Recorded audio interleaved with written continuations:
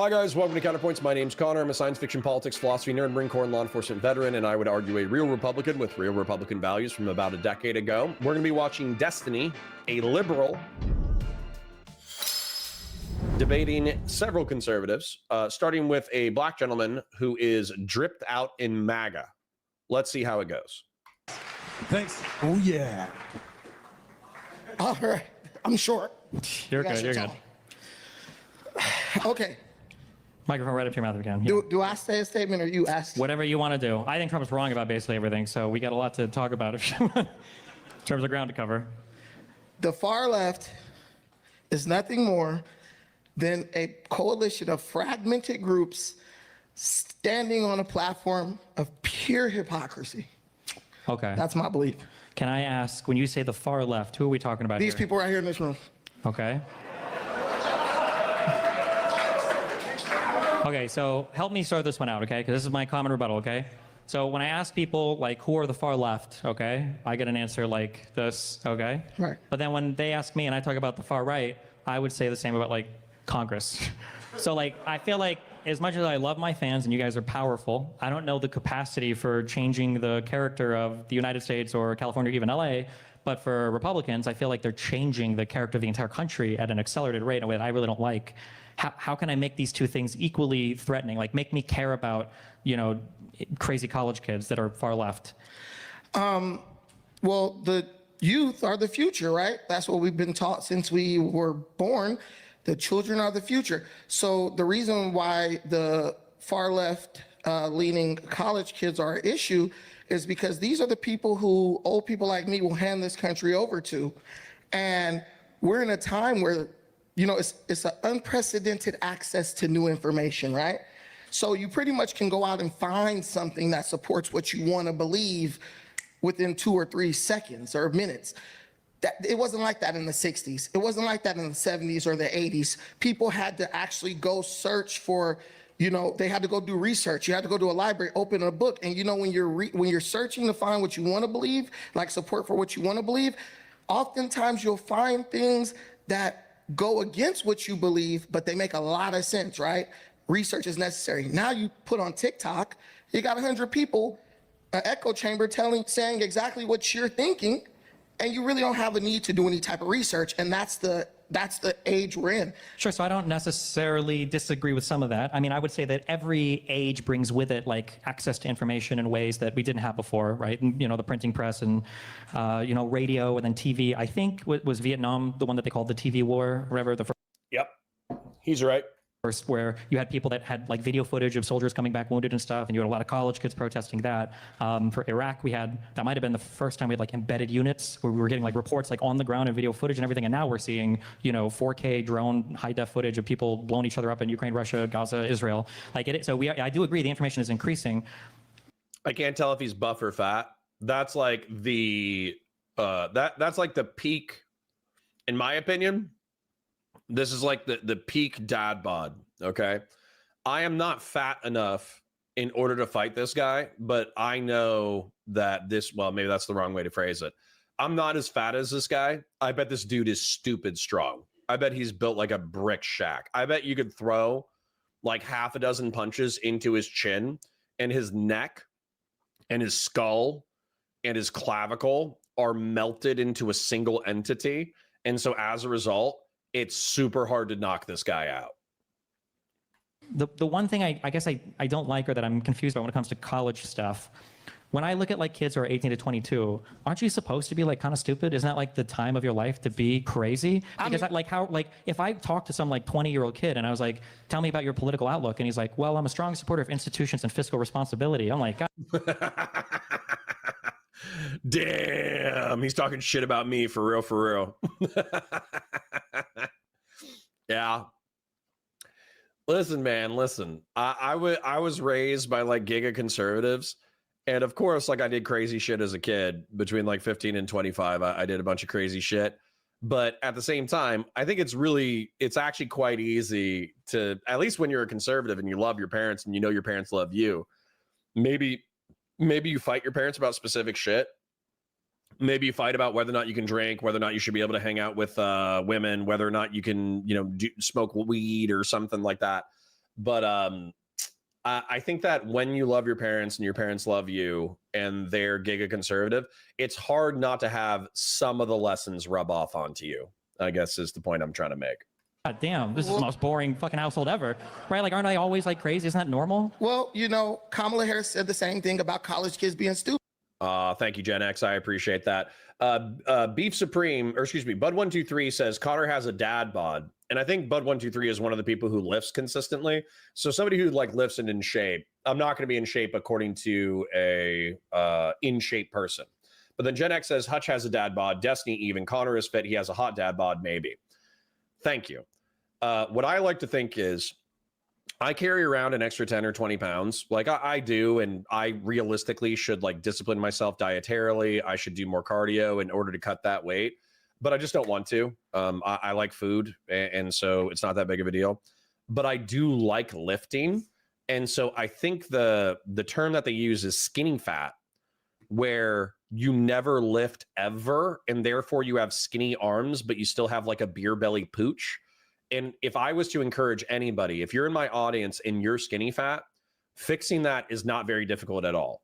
You don't need to change your diet. You don't need to change really much of anything. You just need to get weights that are, I'll give you the weight routine. If you're skinny fat, if you do not have muscle mass in your shoulders, pecs, back, arms, forearms, but you have a little bit of a beer belly, literally just DM me. I'll tell you the perfect weightlifting routine. You'll still have the beer belly, but you'll actually have muscle up top. And look what happened to her. She didn't get elected, right?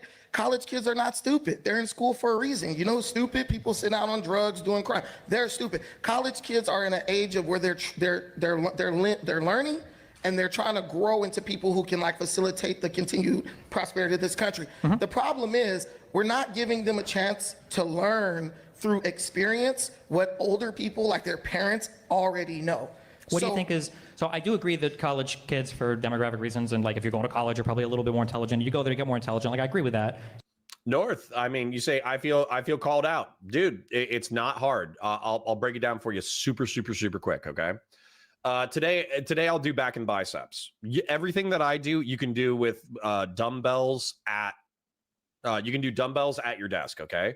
So you do, for each body part, you do 3 sets of 10 repetitions. Repetitions are the amount of times that you do the exercise. Sets are the amount of, exercises you do. Well, hold on. There's the exercises you do. There's repetitions, which is the amount that you do the individual movement. And then there's sets, which are different movements. Okay. So as an example, for back and biceps, I'm going to do bent over rows, which is good for my upper back. I'm going to do mid rows, which is good for my mid back. And I'm going to do basically reverse sit-ups with weight, which is good for your lower back. Then for my biceps, I'm going to do regular curls, hammer curls, and reverse curls. And they're all curls, which means that you're still working out the same muscle group. And so you do 3 sets of 10. And when you hit 10, you go up in weight. So if you can do 3 sets of 10 and you're lifting 15-pound dumbbells, go up to 20. Once you hit, 3 sets of 10 at 20, go up to 25. Once you hit 3 sets of 10 for 25, go up to 30, so on and so forth. And I'm not going to waste the chat's time just by continuing to talk about working out. But the truth is that these workouts take maybe 30 minutes. There's 167 hours in the week. You can find 1 hour to 90 minutes per week to work out. You just can, especially if with its dumbbells and especially if it's sitting at your desk. So anyways, let this be motivation for you. Let's go. Have you ever played like board games or whatever? Have I ever played board games? There's sometimes people are making like role-playing games. They've got like intelligence and you got like wisdom. Right. Some people might call like street smarts or book smarts or whatever. However people are life experience, common sense versus, knowing things. Like college kids can be smart, but oh my God, they must be fucking stupid, right? Like you'll see like a guy who's 22, graduating college, maybe 21 early, like drunk driving or making the dumbest decision ever for the first time, crashes his car, gets his girlfriend pregnant, whatever stuff. Because like, man, their kids are dumb. They make dumb mistakes. They do that. It'll happen. There's no way, like part of the learning learning experience is making those mistakes and being crazy and being cringe, isn't it? Yeah. So I mean, Mark Zuckerberg's not stupid. He was that age at one point, and he created $1 billion He company. also has autism. The more access you have to information, the less ignorant you are of what's going on. I could see the college kid, like Ferris Bueller's Day Off or something, like back in those days. Yeah, you kind of were expected to be a little bit dumb and gullible, but now people have information. They have answers to things at the touch of a button. I don't think they're as ignorant or as stupid as we would like them to be. But I mean, like, I think the Democrats banked on that, and it like blew up in their face. And I think that's one. Weirdly enough, I agree with this guy. I think that Democrats are incredibly paternalistic towards their voting base, where they're like, "Oh, sweetie, honey, you're a crack addict. You're a heroin addict without a high school degree. We're not going to pass any policies that are actually going to help you, but we're the good guys. So just vote for us. We're the good guys." And to some degree, they're correct. They are the lesser of two evils, especially if you're a drug addict, especially if you're homeless, especially if you're an ethno-religious minority. They are typically the lesser of two evils. But what happens with that paternalism, where they don't actually care about, in my opinion, executing policies that genuinely help the downtrodden, people can kind of smell that bullshit, that you're going to come down to the hood and the working class. You're going to give a speech about how you're going to fight for the working man, but then you go back and you just party and eat caviar and drink white wine. People can smell that shit on you. And I think Democrats do have a reputation, probably an earned reputation, in my opinion. They have an earned reputation for being, you say champagne socialist. What about like a champagne social activist? I swear to God, there's plenty of Democratic champagne social activists. The hypocritical aspects of the far left is that they expect everyone to be so dumb that they don't actually think, about the issues that they're expected to go vote on, and they just take somebody like Maxine Waters' word for somebody. Patriarch says, you don't need a diet, you need to do fun cardio, you do and love tennis. The thing that I want to do? I want to do airsoft. So my boy's almost there. He's 8. Probably around 10 to 12, I'm going to buy him airsoft guns, and I want to take him to airsoft ranges, and I want to run around with my boy and get into gunfights on an airsoft range. That sounds amazing. Like Kamala Harris. Like, I don't think Kamala Harris is smarter than the average 21-year-old college student, honestly. Bullshit. She's a fucking state attorney from California. I'm pretty sure she's probably top 10, top 20 college or university educated. I dislike Kamala Harris for a ton of reasons. I very much doubt that Kamala Harris is unintelligent. They can string a sentence together. She can't. Kamala Harris, if she can't string a sentence together, I have no idea how much you're paying for Trump translations, because there's no way you can understand anything that guy's saying. But True. okay, but let me just back up one more time to this, and then we can move on to the next thing. Do you have any kids? Yeah.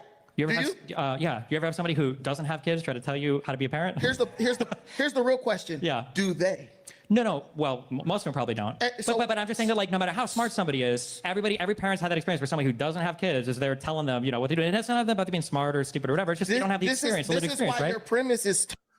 And I think Steven is fundamentally correct in this. So actually, can I do a drawing? Can I do a drawing, guys? Since we're having more of a chill day, instead of me like freaking out and being like performative and being like, this guy's an idiot, this guy sucks, he's so stupid, blah, blah, blah, blah, blah. Can I do a drawing?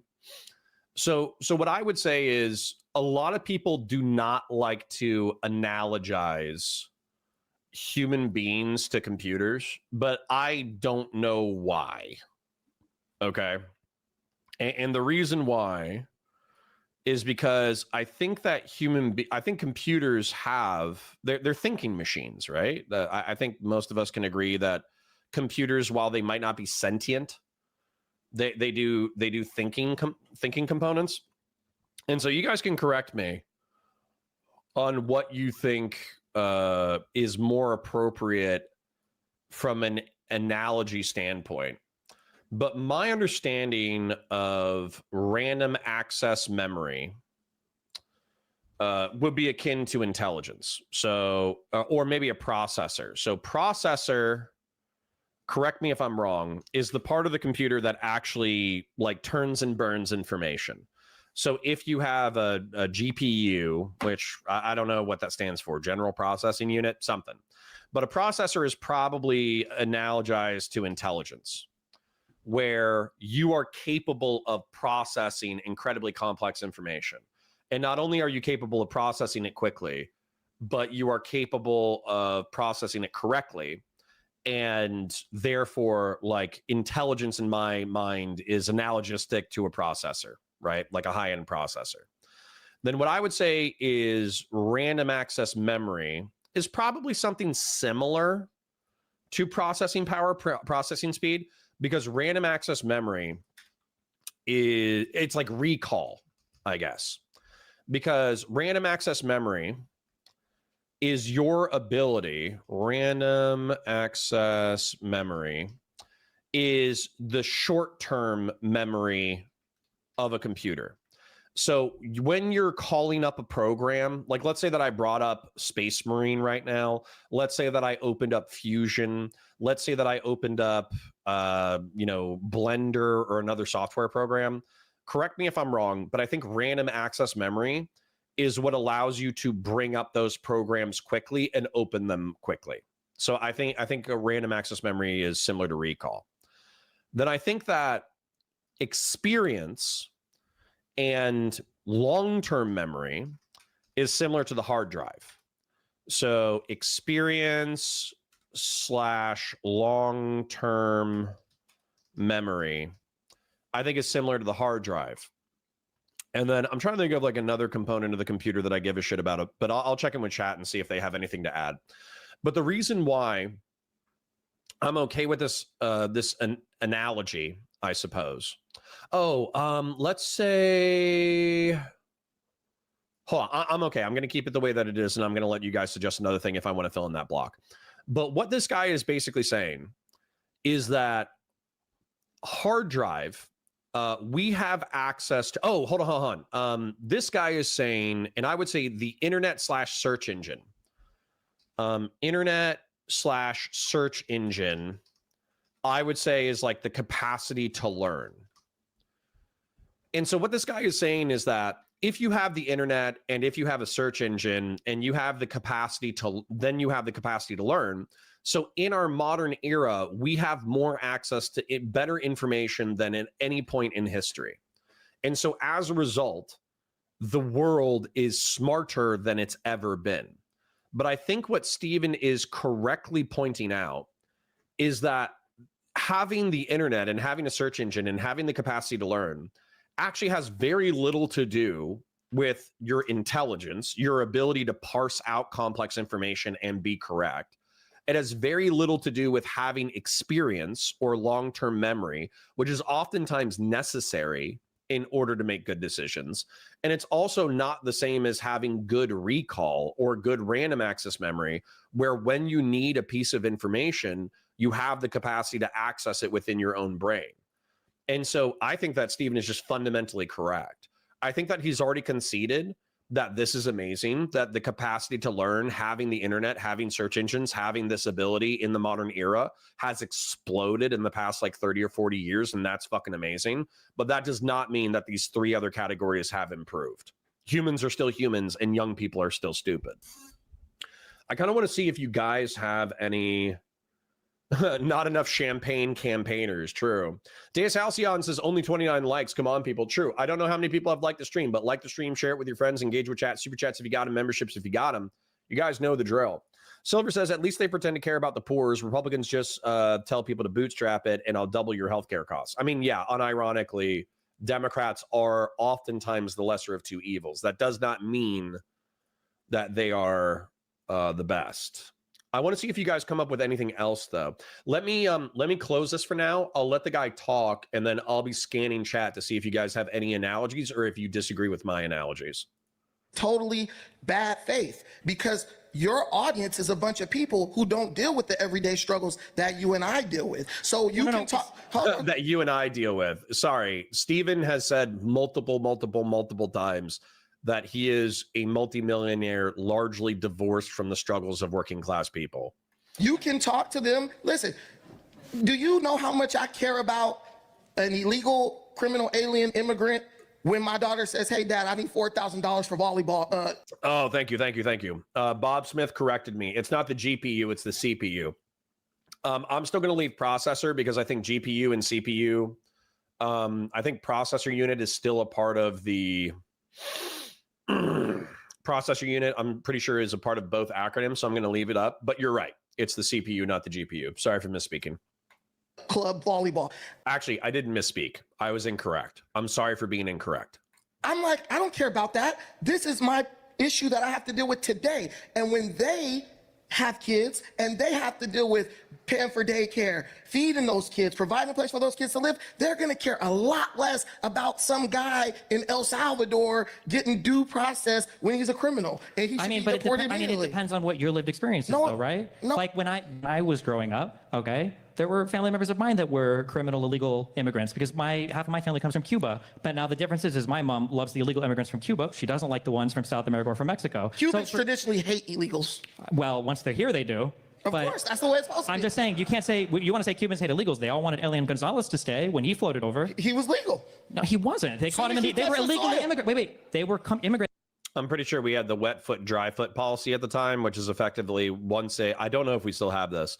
I think it was an executive order, but because Cuba is a communist country, if you were a Cuban and you land on American soil, I'm pretty sure your asylum is like instant approved. Now, whether or not we eliminated wet foot, dry foot policy, I don't know. Getting illegally. Okay. But did he touch the soil? So do asylum seekers. No. You're being disingenuous. There was a law where Cuban immigrants. Yes, we had a wet foot, dry foot. I understand. So let what's his name? Elian Gonzalez. Hey, let him stay. I want him to stay because that was the law of the land. So that's the difference. But we're not talking about just what the, no, we're not talking about just what the law is. I'm just saying that people can have different. We're not talking about the laws. We're not talking about just what the law is. Oh, just what the law is. No. Well, that's what I live my life based on. Well, we can change the laws, right? You can, so go vote. Stop complaining. We can do both. I have a First Amendment and the right to vote. But I'm just saying it's interesting to give so much credence to Cuban immigrants, but not to people from Mexico or South America. Don't love them as much. Why? Because the Cubans believe what I believe, and they so do a lot of Mexican immigrants and everything too. And I love those Mexican legal citizens. Sure. But as far as the illegal immigrants, ship them back. Sure. Okay. That's This is a very simple thing to understand. Well, it's not as simple. It's a complicated conversation, It's right? really not. If it was so simple, then Trump wouldn't have failed miserably for his first 4 years, and we wouldn't go these 4 years without him also failing miserably. By the end of these 4 years, Trump will not have any immigration legislation, number one, and he won't deport more than 1 million or 2 million people, number two. I guarantee you by the end of these 4 years. That's totally fine. So why are you guys using that as a political talking point? You wanted to bring it to legal immigration, so that's what we're What you're actually afraid of is that what's going to happen is the same thing that happened with Kamala Harris during the campaign. Trump came up with a good.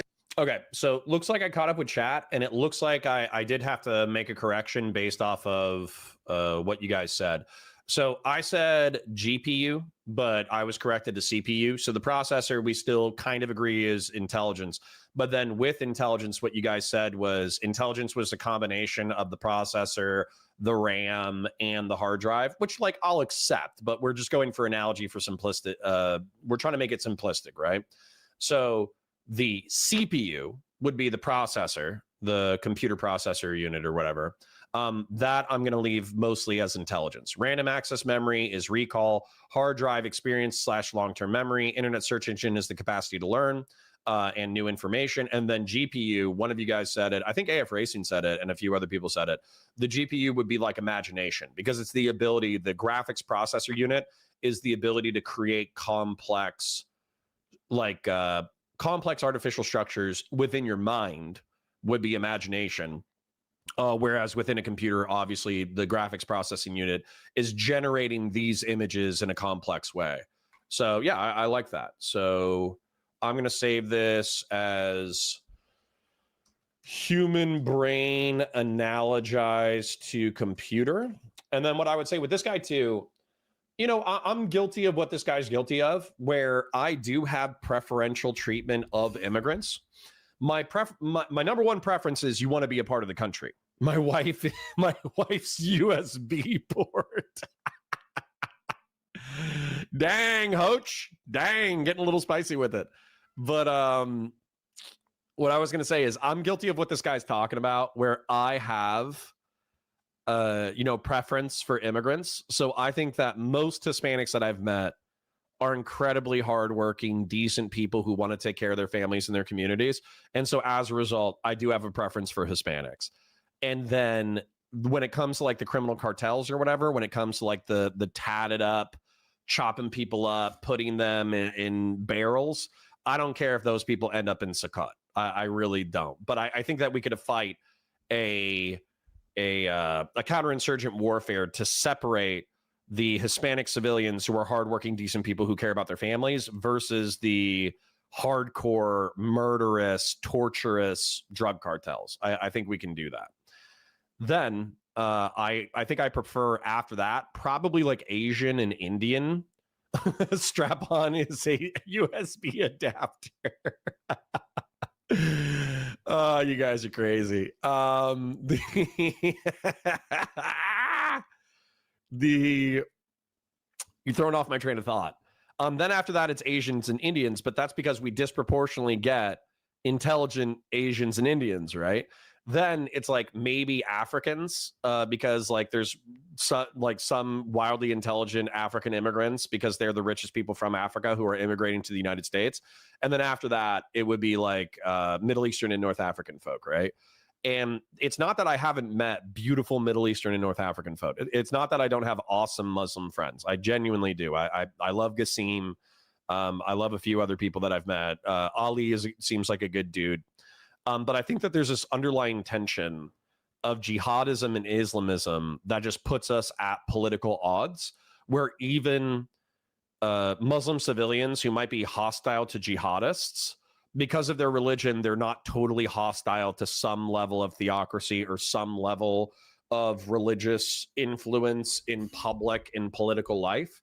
And I do find that to be a conflict with the secular Western world. So it's not that like I hate people from the Middle East and North Africa. It's that I'm wary and I'm scared of our contradictory political projects. And then Patriarch says, didn't even mention Eastern Europe. I hate to say it. I'm so racist. This is how racist I am. I pretty much instantly accept anybody from Eastern or Western Europe. Like Eastern or Western Europe, I consider a part of, not only do I consider it a part of the Western world, I don't know why we would ever not accept a Eastern European, a Western European, an Australian, a member of the Commonwealth. I don't know why we would never accept a member of these countries unless they were just known criminals. That's how compatible I view Europeans and Commonwealthers. I think they're just completely compatible with the American project.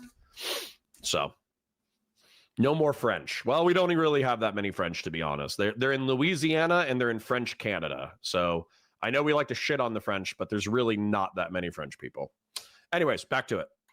Good idea that gained a lot of traction when it came to getting votes, and Kamala Harris jumped on it. No tax on tips. You're afraid that the Democrats will adopt Trump's policies because they are the policies that resonate with voters. So you have to take the college kids, the people with no real responsibility yet. I'm not trying to devalue you guys' experience. I'm just telling you, have you ever looked at a freaking mortgage that was like $5,000? Have you ever most people have not at this stage in their life. Yeah, but people aren't voting all the time on wisdom. I saw Republicans celebrating the fact that they... All right, real quick. Kay says, kids are just hands down smarter today. I have teens and little kids. My 6-year-old knows far more than I did at 6. It's not even close. But what I would say, update later. Let me exit that. What I would say though, Kay, you are half of the genetic blueprint of your children.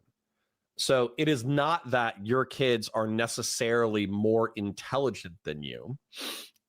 You're half of it. So maybe your partner, I don't know, or husband or ex-husband, I don't know who you're dating or married to, but maybe they were wildly intelligent and you're not as intelligent. I don't know. You could break down the intelligence in your family, but I would still say that since you're half of the genetic component for how that person came out, what your kid has is they have access to the internet and the search engines. So their capacity to learn compared to the 80s or 90s, again, I don't know exactly when you grew up, but the internet was just barely a thing when I was like 13 years old, right? It was like dial up, you know, maybe a little bit younger than that, like 9 or 10. So when I was 9 or 10, the internet was in a very primitive state. So I had the ability to learn, but the search engines were very rudimentary at that time. It was like Ask Jeeves, you know, Ask Jeeves and Yahoo were viable search engines at the time. So researching stuff, the only time that you would really use the internet is you would use the internet for like homework. That's the only time I ever used the internet, was to research for homework. But your capacity for random access memory and recall and your hard drive is much bigger than your 6-year-olds. But when you were 6, your hard drive did not expand as quickly as your 6-year-olds, because your 6-year-old has a larger capacity to learn. So their hard drive is being built up with more information more quickly. That doesn't mean that you don't have similar processors. That doesn't mean that you don't have similar RAM. That doesn't mean that you don't have similar GPUs. It just means that their hard drive is getting filled up faster and their capacity to learn is increased through the internet. So I actually don't think that you and your kid are really that different besides those two variables.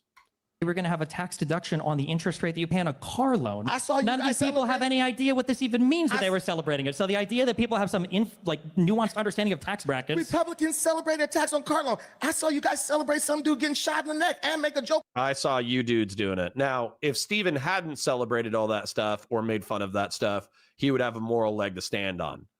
He doesn't, though, because, you know, Charlie Kirk was still in the hospital and Steven was making Wikipedia update jokes. So, you know, Jesus. And laugh about it.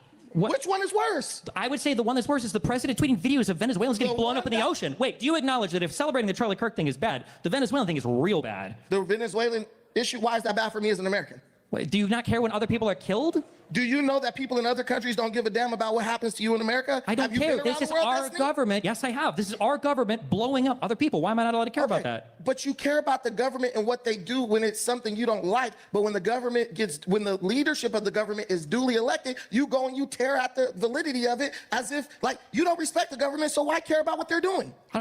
Yeah, that's like one of the dumbest sentences ever uttered, but, you know, that's okay. My bar for this guy is not very high.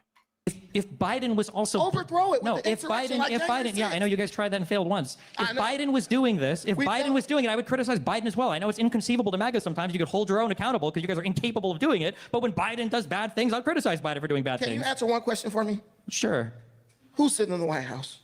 Right now, probably Stephen Miller. So what do you mean?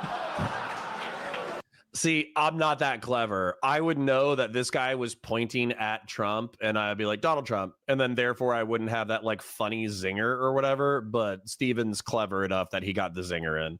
Going. So clearly we didn't fail. We were pissed off. We went down. Wait, what is this? The conversation is not about who won the election. You guys are the ones that don't believe election results. I do believe the election results. Your whole existence is about who won the election. This whole event is about who won the election. We're having a conversation about policy and leadership right now, right? We are, because I said the hypocrisy, and you're showing that hypocrisy. What is the hypocrisy? Look, you have a kid, I have a kid. What's the price of eggs right now? I don't know. I'm rich. That's something that Yes. So dang, hold on. What was that? Because I said the hypocrisy, and you're showing that hypocrisy. What is the hypocrisy? Look, you have a kid, I have a kid. What's the price of eggs right now? I don't know. I'm rich. That's something that Yes. So give me some money. You know what I do know is that the price of groceries as a whole has gone up over the last year, and no conservatives talking about it. Explain that one for me. You know, I've been tracking that. Okay. We're living in inflationary times. Oh, now they're just inflationary times. Listen. It's interesting that from 2020 to 2024, it was Biden's inflation. From 2024 to... Xena says the American hatred for the French is so funny. They literally helped you win the war for independence. Yeah, but that was back when they were like a competent military power. And Zenith, you have to understand the narrative of France in the 20th century, at least from an American perspective, is that they half-assed fought World War I, which is why half of their country was taken, and then their lackadaisicalness sucked in the rest of Europe, and as a result, millions of people died. So the French were, you know, this might be rude to the French, but their inability to defeat the Prussians, their inability to defeat the Germans was, what caused all the horrible death in World War I.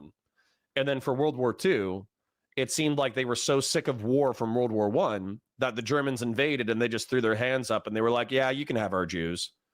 Now, that's not fair to French partisans. That's not fair to the French people who actually fought back and took their country back from Nazis aligned with Allied forces. But at the same time, like, if there was a strong French military that had simply repulsed the German military in World War II, World War II would have been a lot shorter.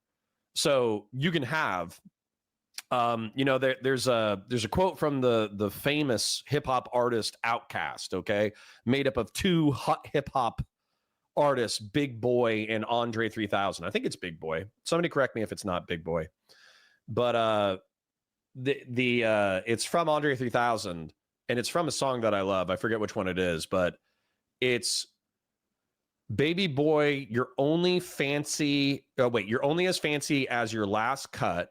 You focused on the past, you will be a has butt. Now, kind of a silly lyric, but what it's pointing to is that people only care about the last thing you did. And the last thing that France did in like that had massive geopolitical impact was lose World War II. So, sorry, baby boy, you're only as fancy as your last cut. Now it just is a thing that happens. It's directly connected to Biden's horrible management of the government, and Trump's going to fix it. Let me say What was the big thing? Wait, what do you think was the number one thing that contributed to inflation through Biden's presidency? I believe that, well, one thing was killing a bunch of chickens due to some mysterious. Kay's a savage. My husband is dumb as shit.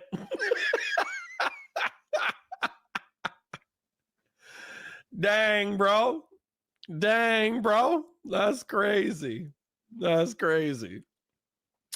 Sorry, quick shill time. We did have a few people donate, but like the stream, share it with your friends, engage with chats, super chats if you got them, memberships if you got them.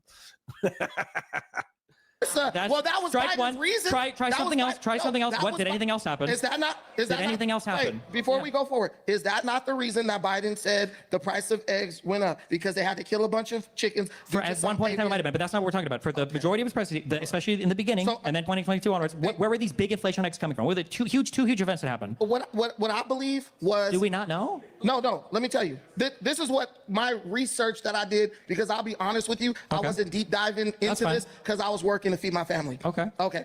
Oh, Tristan Clark for $2 says last $2 I can spare for a mind map request scroll.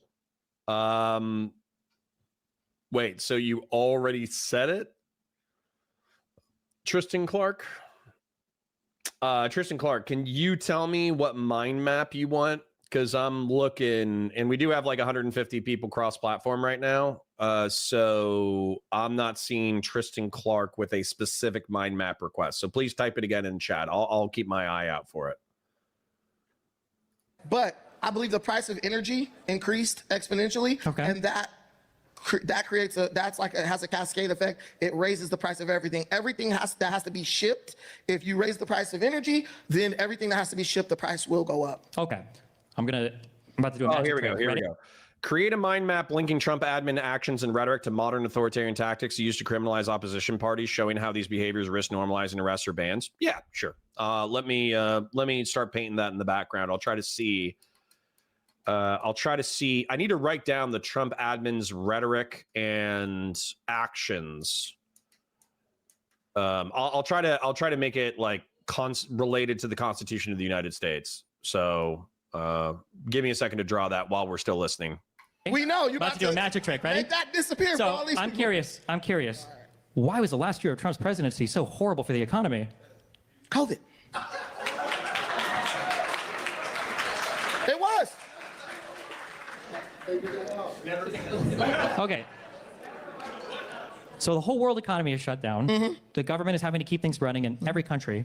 Why can we blame COVID for Donald Trump's last year in COVID, but we can't also recognize the worldwide inflation that happened? Did Biden cause inflation in all the other countries too? Biden caused inflation in America by locking everything down, bringing the American economy basically to a standstill. We should have kept doing. Let me tell you this: during COVID, right?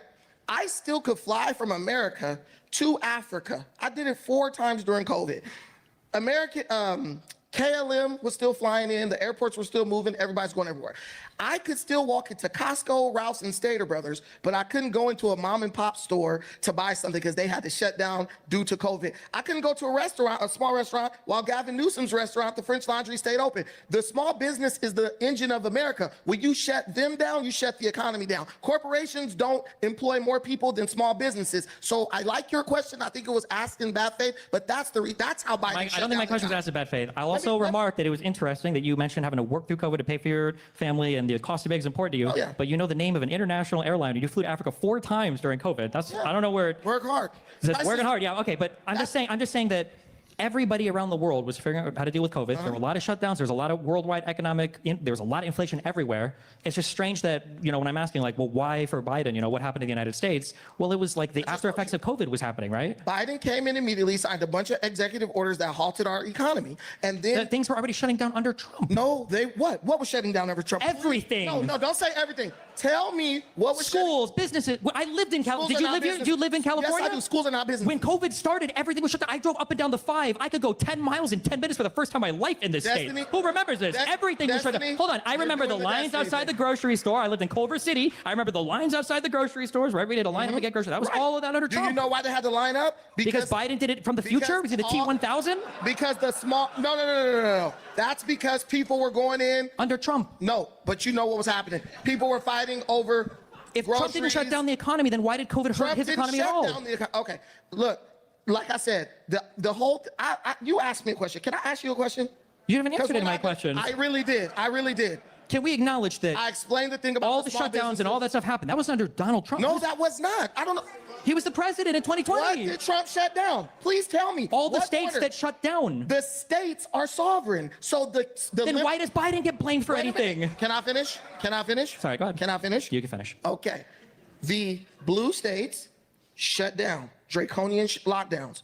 The red states, most of them did not. So that's the sovereignty of the state. But when Biden came into office, Biden was putting the pressure on the states to shut down. He was putting the pressure on the businesses of the states to lock down. So when the president says something, that gives validity to the illegal things that the states are doing. If Gavin Newsom is doing illegal shutdowns, if the president says, yeah, you should shut down, now it's easier for them to do because people look at Then why didn't Donald Trump just tell all the states to open up? He did. No, he was didn't. telling. No. He was encouraging them. No, he wasn't. The United States declared a global. This was one of Trump's biggest. I know we forget because we like to wipe the past. Donald Trump's biggest accomplishments was him shutting down flights from China and recommending people, take precautionary measures. Everybody blamed Cuomo in New York for murdering all the old people by sending grandma to an old person home or whatever. But didn't the Democrats argue that Trump didn't shut down flights in time? That's how COVID got into America. Sure, because you could argue that you could have made it earlier. Hold on, wait. I'm not. You're talking about what the Democrats said. I'm talking about factually what happened. I'm bringing up what. Listen, I'm just talking about what happened. I was in Frankfurt Airport when Donald Trump shut down all flights coming from Europe into the United States. And I watched as airlines flew people into Canada and they went around Trump's rule. Okay, so if Donald Trump was shutting down flights, wouldn't you say that counts as pressure to shut down the economy? Because the Democrats were they were on one side. Okay, so on one hand, you want the flight shut down. We're not talking about what I want. I'm just talking about what happened. No, I'm talking about the hive mind. You're talking about anything but what would give Trump accountability for anything. You guys all think the same, so I'm just addressing you as general. You said we all think the same. I literally predicted like 2 of your answers so far. Yeah. Should Trump have shut it down or should Trump have left it open? I don't know what Trump necessarily should have done. That's why I said Let me finish. Can I finish my? Can I let you finish? I don't know. I don't know what the answer should have been, but I know what the process should have looked like. What would you have done? The process should have been him conferring with the National Institute of Health and the CDC, and him conferring with the state governments to put together some kind of comprehensive guidelines for the whole country, instead of hanging out Fauci to dry, watching the CDC and the NIH issue some kind of guidelines, and then whenever anything didn't go perfectly as planned, him lobbing grenades from the side like a loser, blaming everybody else for all of his problems. We're not going to disrespect the president. We all watched the video. Of Anthony Fauci saying, "Oh, COVID-19 is not a big deal. You get a little flu, you might have a little cough, sneeze, whatever." That was Trump. Donald Trump. There is a video. I watched it with my own eyes. Fauci dismissed COVID as a very minor thing. Later on, and Trump went with Fauci's advice. Then when they start saying, then all of a sudden everyone's like, "Oh, he should have shut this down and shut that down." I saw the trick. I saw how they went from saying it wasn't a big thing to worry about, and then all of a sudden it was the worst thing ever. But what I'm telling you is the arguments are in bad faith. Everything in this movement is built on inclusivity, equity, and justice, all this crap, right? But my thing is this: if we want inclusive, like, would you guys agree you want inclusivity and equity and all that? You guys don't want that. Not anymore. Do you guys want? I'm asking this question. I'm asking this question sincerely. This isn't good. Do they believe in that? Do you guys believe that inclusivity, equity? The problem is, like, No, this I'm conversation is pivoted to a DEI question after your president killed This like is a what they million plus believe in. Americans, killed a million plus Americans by telling them not to get Here- vaccinated here- because nobody had any idea what was going on in this country, what was going on with our health, what was going on with anything because of all the lies and misinformation and crazy stuff that was being put out. So you don't know what Trump should have done, but you criticize what he did. And what I do, because this is how my parents raised me, I put myself in that person's shoes. I told you what the process should have looked like. I don't know what the correct answer I'm was. asking you, what would you have done? I just told you. No, you didn't. You bring your cabinet, your leaders together, you make a conference plan, you get all the governors on board with it, and then you have a unified plan from top to bottom for how you want to approach the country shutdown. How do you do that when you have a two-party system where one side is vehemently opposed to working with you on anything? And I'm not saying. Hold on, wait, excuse me. First of all, Donald Trump billed himself as the negotiator. Okay. Number one. Number two, you want to talk about a party that was opposed to everything. Seems like Biden had no problem bringing Republicans in to work on his legislation. When McConnell was the leader of the Senate, he said that he was going to make Obama a one-term president and shut down every piece of legislation that came across his desk. Right. So who's working with who here? I think that there's room for bipartisanship.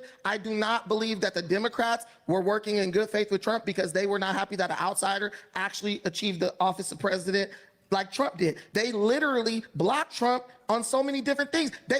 Listen, they basically were doing the same thing to Trump that you said was being done to Biden. I don't even want to know what you're implying. Okay, what yeah. this is saying. So this is the thing. What I'm saying, first of all, Trump is not an outsider. Also, so Wharton He's an graduate, outsider. He's not a billionaire guy, politician. real estate investor. He wasn't a politician. So I mean, I don't know. Reagan initially wasn't a politician. What do you mean? Arnold That's- Schwarzenegger was an actor. He made Yeah. Some of the best. The I best think were all people. outsiders. When I see a guy who's being an asshole, I think people probably don't like him because he's an asshole. What does being an asshole have to do with anything? With whether or not people like Are you? you not going to go to work because your boss is an asshole? There's a lot of people that quit their job because they hate their boss. Yeah. What do you mean? Those people are idiots.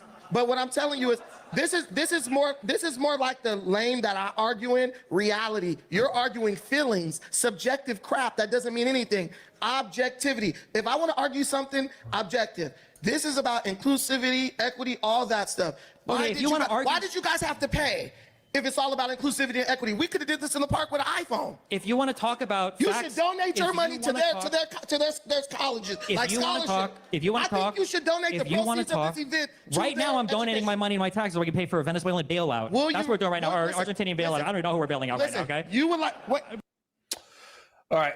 So I'm going to pull this up while I'm finishing it. This guy's kind of stupid, but, you know, hey, guess what? Stupid people make for spicy debates sometimes. And then finally, there was one other egregious one. Declaring Antifa I think they're trying to make them international terrorist organization and going after funding / RICO. Okay. So let's talk about this because I think Tristan create a mind map linking Trump admin actions and rhetoric to modern authoritarian tactics used to criminalize opposition parties, showing how these behaviors risk normalizing arrests and or bans against Democrats and left groups, and then explain how this won't happen. Okay. So all of Donald Trump's sins, this is not a comprehensive list of Donald Trump's sins. This is like a very hot, like surface level analysis of his sins. But I kind of did this in constitutional order as best I could. The FCC chair threatening Jimmy Kimmel specifically, but also Donald Trump declaring the press the enemy of the people and fake news media, and then threatening to sue, but then also suing broadcasters. I would say that's like his violation of the intent of freedom of speech and freedom of conscience. However, the way that I think that this is not going to necessarily be used for dictatorial control is he has not succeeded in this. Okay. Fox News so far is the broadcaster who has paid a nearly $1 billion fine for lying about the election. The other broadcasters have paid multi-million-dollar settlements, meaning that they effectively told Trump to fuck off. Here's a few $1 million for fucking off. They have not paid like court-ordered sanctions. So I think the First Amendment, while it's been under threat by MAGA and while it's been under threat by Donald Trump, I still think it's pretty alive and well. I can go on to Twitter right now and I can basically call the president a pedophile. I can call him a douchebag. I can call him a murderous piece of shit. I can call him incompetent. I can call him R-slurred. The only thing that I can't call him is the F slur, but that's not because of the federal government. That's because of Twitter's terms of service. So I actually have like a pretty robust sense of free speech, as do all of you. So anyone can really criticize the government for anything going on right now, and I don't think that's going away anytime soon. In reference to self-defense, Trump famously said, take the guns first, due process second, trying to reinforce red flag laws, which we could talk about that later. I have a very nuanced opinion on red flag laws. The bump stock ban and taking guns from trans people due to mental illness.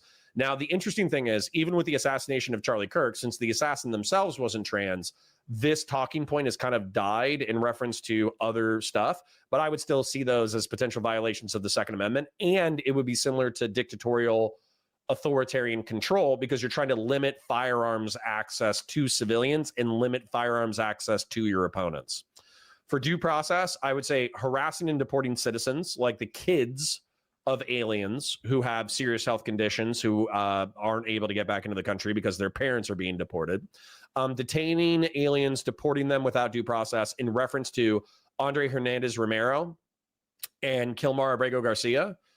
Those would be two examples of the Trump administration deporting people without due process that results in cruel and unusual punishment, which is the next bracket, which is Sukkot, the El Salvador Guantanamo Bay, where Andre Hernandez Romero allegedly and Kilmar Abrego Garcia were both tortured, and then Andre Hernandez Romero likely suffered sodomy. And I'm sure that there's all sorts of horrific prison-related sex crimes happening in Sukkot. Now, equality under the law, violation of due process of Hispanic citizens and non-citizens. The good news here is that there's actually a citizen who was detained twice by ICE despite being a citizen, and he's suing the federal government for a violation of his civil rights. And I actually expect more people to join that suit, and I expect the federal government to have to pay millions of dollars for violating the civil rights of people. Now, for the peaceful transfer of power, he's attempted to violate the 12th and 22nd Amendment, the false elector scheme, and trying to run for a third term. Steve Bannon's mentioned that a few times. Trump's mentioned that a few times. People have joked about it. They've memed about it. Donald Trump himself and JD Vance have memed about it, joked about it. But nobody thinks it's a joke because he actually did try to violate the peaceful transfer of power in 2020. I could get into the details of the false elector scheme, but that's a violation of the peaceful transfer of power.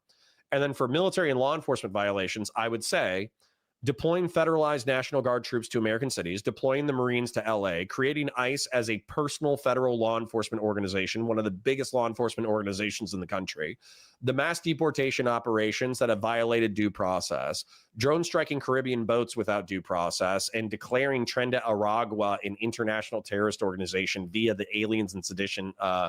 Is it the Alien and Seditions Act that allowed Tren de Aragua be categorized as a terror org? And then declaring Antifa an international terror org and going after their funding in RICO. I would say that these are the authoritarian moves of Donald Trump within this category. However, I don't think this is going to be enough to ban the Democrats. A third of the country votes Democrat. A third of the country votes Republican. A third of the country is independent. Plenty of independents and non-politically motivated people. They see what's going on and they know it's fucked up. Hopefully, there's a few Republicans who see what's going on and it is fucked up, even though many of them are just bowing down and letting Trump do whatever he wants to do. They're effectively political cuckolds. Okay, so the Republican Party right now is filled with political cuckolds. But the Democrats are actually quite passionate about all of these topics, and they're highlighting all these topics. So this is what I tried to draw for you for documenting the Trump admin's action and rhetoric to modern authoritarian tactics used to criminalize opposition parties. I would say that if we were a tin pot dictatorship, if we were a banana republic, if we had a history of dictators in America just doing whatever they wanted to do, then I would view this as the fuel to the fire to declaring the Democrats an illegal party. Like, because what Trump could do is he could just say, oh, Antifa is actually the armed wing of the Democratic Party. I see this rhetoric said on social media all the time. Antifa is just the armed wing of the Democratic Party. So since they're effectively a terrorist organization, the Democratic Party is now illegal. The Democratic Party is banned. That could happen in South and Central America. I don't think that's possible here. I think there would be too many people of good faith and good conscience and goodwill that even amongst the Republicans, that would probably wake them up. So Trump's authoritarian moves banning Democrats. So I'm not sure if that's exactly what you were looking for, but that was my earnest attempt to honor your super chat. So speaking of which, like the stream, share it with your friends, engage with chat, super chats if you got them, memberships if you got them. I parasocially love you. Thank you for being here. So that's what I'm doing right now, and I'm subsidizing all of the method measles affected red states right now. That's where my tax money is going. Okay, I don't have any extra money right now to do it. Okay. What? May I please make one statement? Go ahead. And I'll get off stage. No, wait, hold on, wait. I have more questions. Why, if you want to talk about facts over feelings, why is it that when we ask about Trump's leadership through COVID, we have a million excuses for? I don't have any excuses. So he failed. I'm not going to say he failed. I think he dealt with. No, listen. How can someone who admitted that they don't know what they would have done and they don't know what he should have done? I wasn't the president. That's the point. It is something that has. This is something that in our lifetime has never occurred. Yeah, these are the Democrat arguments for why people were shutting down and people didn't know how long the economy should stay closed for, what the stimulus should look like. Anybody can armchair. Did Trump make any mistakes during COVID? Look. Did Trump make a single mistake during COVID? Let me think. I love that question because he has to balance his loyalty to the truth against his loyalty to Trump. That's an excellent debate question. Just double checking, 12:30 EST. So we still got about 90 minutes before I'm talking to Young. Did January 6th happen during COVID? Maybe, yeah. He should have never conceded the election. He should have just freaking kept. That was his only mistake. What a piece of shit. That was his only mistake. Now can I ask my question? Yeah. Okay, so here's the thing. All I'm saying is, will you, since we're all about flowers and equality and everybody get free stuff, people will argue for illegal criminal alien migrants, right? You want to give my taxpayer dollars to them. Will you give the proceeds from this event to these kids for whatever they want, just to make their life a little bit more equal to No, it's a private event. Shut up. yours and mine, since we're doing so well? I've never advocated for that. What are you talking about? Well, there's no advocation for this. So you don't want equity and economic equity? Do you support? No, he's not a leftist. Destiny should actually just say, no, I'm not a leftist. I'm a liberal. I love capitalism. Chicago police fighting back against ICE? No. Okay, so then you don't believe in the Second Amendment or the state's rights to have a militia? No, that's not a militia. That's though. literally That's what the not a militia is. The whole reason the Second Amendment exists was for the states to protect us from a tyrannical government. Are you really going to try to conflate a paramilitary group, which is the Chicago police? Militias are a paramilitary group. Also, law enforcement are arguably paramilitary groups. The police department is paramilitary, but the guys coming from the Black Hawk choppers with the masks who are... These guys have tanks. There are police departments with tanks. No, there's not. Paramilitaries have tanks. What are you talking about? What does that have to do with anything? There are police departments with tanks. Well, so? Yeah, they get from the military. That makes them paramilitary. What I'm telling you is this. That is not a militia. The law enforcement's job is to uphold and defend the Constitution. That's what their job is. Crawling Chaos says, and yet the French Foreign Legion is feared all over the world these days. Yeah, that's because the French Foreign Legion is unironically filled with like some of the most psychopathic dudes on the planet. Yeah, of course. And also, not just French Foreign Legion, but French infantry, French light infantry fight in West Africa all the time. So it's not whether or not France is capable of being militaristic. It's that they lost a lot of world respect and reputation in World War I, in World War II. It's not whether or not they're capable, but they should. If France and Germany became military powerhouses that no longer needed the United States in order to fully support NATO, I would welcome that development. Enforce their state laws. To enforce their state laws. No, state sovereignty doesn't matter now to conservatives? You're conflating two different things. I'm not conflating anything. You're kind of just going off of an emotional thing. I'm not going off an emotional. I'm going off a legal thing. You're going off of emotions. You think cops are there to make you feel good? State police are there for state laws. Local police are for local laws. The federal government are for federal laws. The federal government trumps, no pun intended, any local law enforcement. If they trump any local Is law that enforcement, well, you tell me, why did Trump allow half the country to close then under COVID? Huh? Why did Trump allow half the goalposts, Destiny. I'm not moving the goal. JetX for 10 says, I don't know what Tristan means, but I support his request. Well, I did it, I think. But the president has that much control over everything, then why did Trump allow half the country to close under COVID? Someone may want to do that with you, but I'm not doing it. Are we talking about the police departments committing treason against the federal They're not government? committing treason. They have no That's obligation. exactly what they're They doing. don't have obligation to enforce federal They law. took an oath to defend the Constitution and the citizens under their care. The police force is there to enforce the laws that they have jurisdiction over. Right. But not federal laws. But the police forces are abandoning their responsibility, like in Portland. They don't have an obligation to do that. When you call the police in Portland, they don't show up for 3 hours. Someone got knocked unconscious the other day in Portland. The ICE. Dude, this is one of the things where you know you're talking to a stupid person, man. So, listen, apparently anecdotes are powerful. Apparently, I'm not that good of a rhetorician because I dismiss anecdotes and I probably don't use sufficient anecdotes. But one of the ways that I often find like the weakest rhetoricians is when they constantly appeal to anecdote. You can use an anecdote, in my opinion, correctly in order to demonstrate the details of a broad social experience. That's the way that I think like anecdotes should be used. I also think that anecdotes can be used to explain like a significant statistical phenomena. However, if every single time you are arguing a broad statistical policy, a broad policy, you use anecdotes in order to support your systemic analysis, I think you're either a liar or you're stupid. Agents had to come get that guy off the street and bring him in for medical Yeah, there was care. a lady that got shot and killed by the feds in the Capitol building on January 6th when Trump refused to send anybody there. She shouldn't have been trying to break into Congress. Sure, but Trump also probably shouldn't have told them all to go there, right? He did tell him to go peacefully. No, he said they would be marching peacefully. He also don't fight like hell or they're going to lose their country, and that's what they went and did. Hey, I saw you lose this argument on Jubilee. I didn't lose this argument. I won it completely. It's completely 100%. I know every part of that argument. Trump said peacefully and patriotically. Trump said fight like hell or you'll lose your country. If he said peacefully and patriotically, how do so many people misunderstand him? So anytime you... Is he a bad communicator too?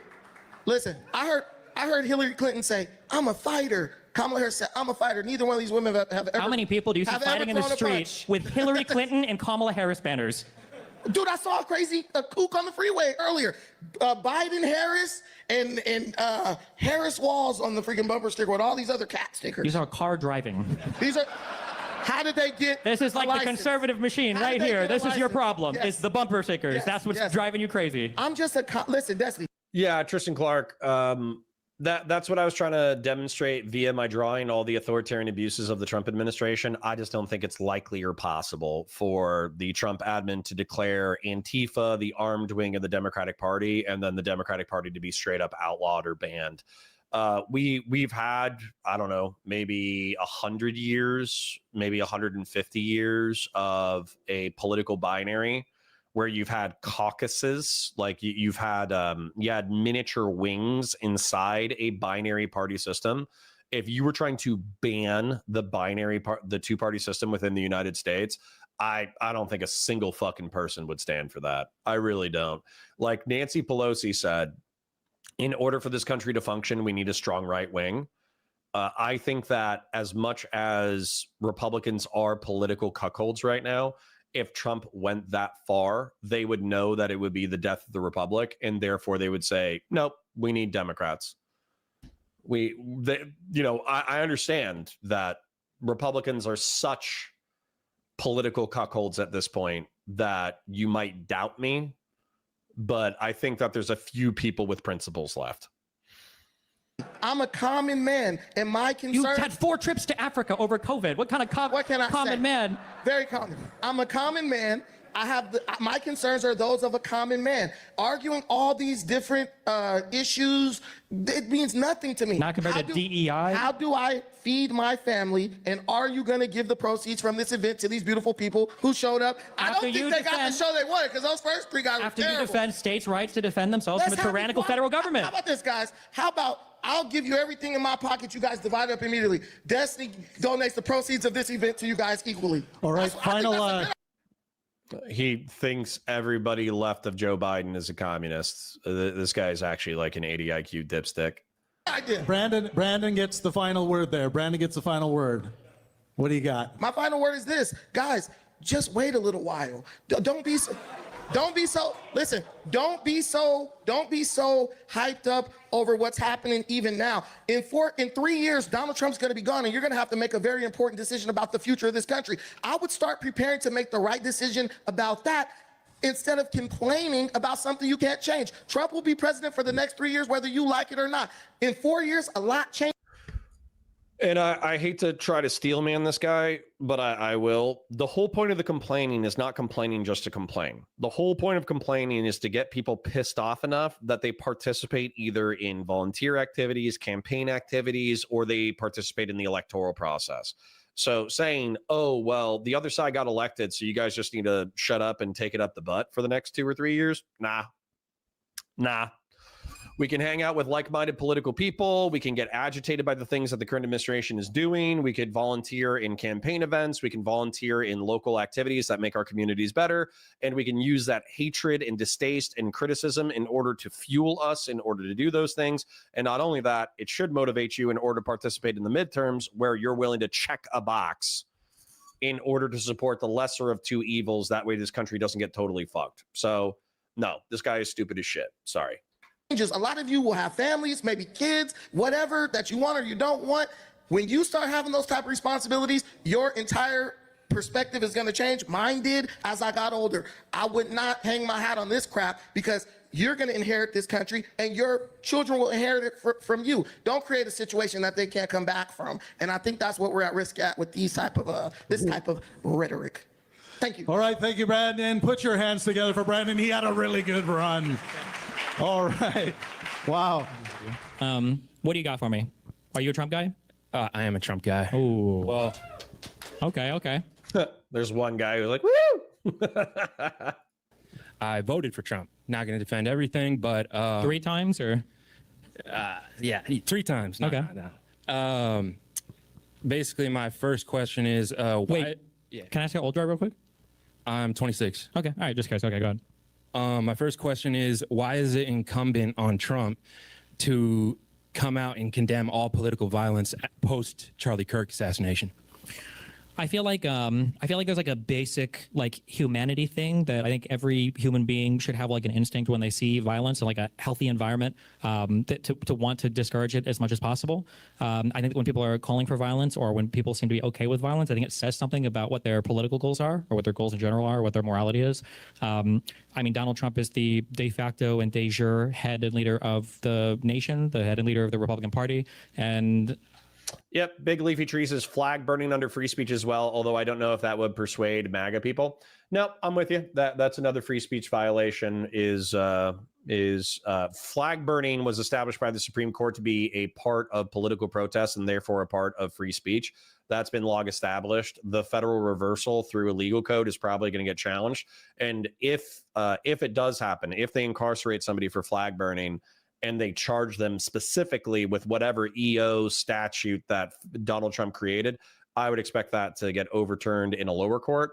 And if it got appealed to the Supreme Court, I think that would be an interesting litmus test for how much the Supreme Court is willing to simp for Donald Trump. I mean, I guess it's controversial to say this, but like, I mean, a lot of political violence comes from the right, or is at least happening to the right. So it just seems, it seems morally deficient and character deficient for him to not seem to want to make statements to bring the temperature of the country down like Biden would. But then I would just say that your reaction to Charlie Kirk's assassination wasn't necessarily human either. There wasn't a human element there either. So I feel like there was a very human element to my reaction. AF Racing says, did you see Fox keeps bringing on the ex-SEAL guy to be the masked Antifa gang member, ex-member of the state du jour?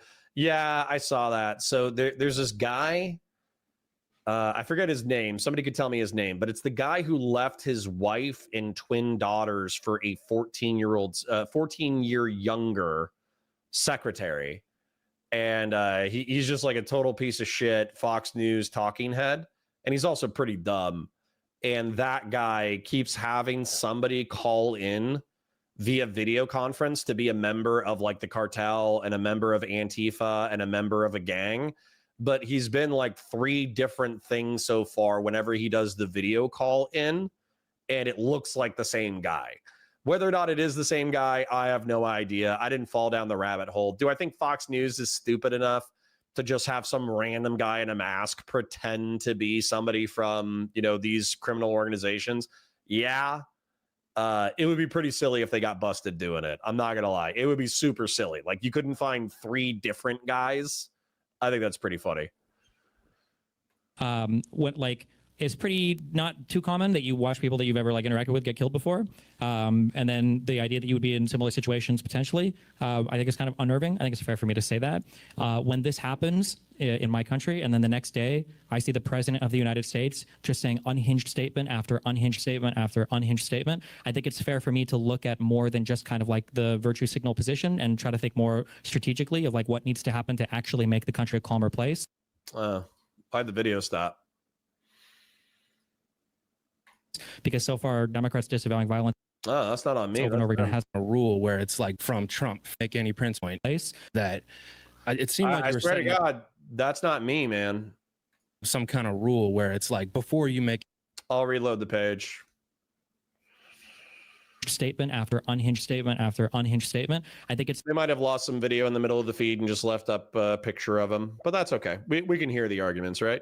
fair for me to look at more than just kind of like the virtue signal position and try to think more strategically of like what needs to happen to actually make the country a calmer place. Because so far Democrats disavowing violence over and over again hasn't seemed to work.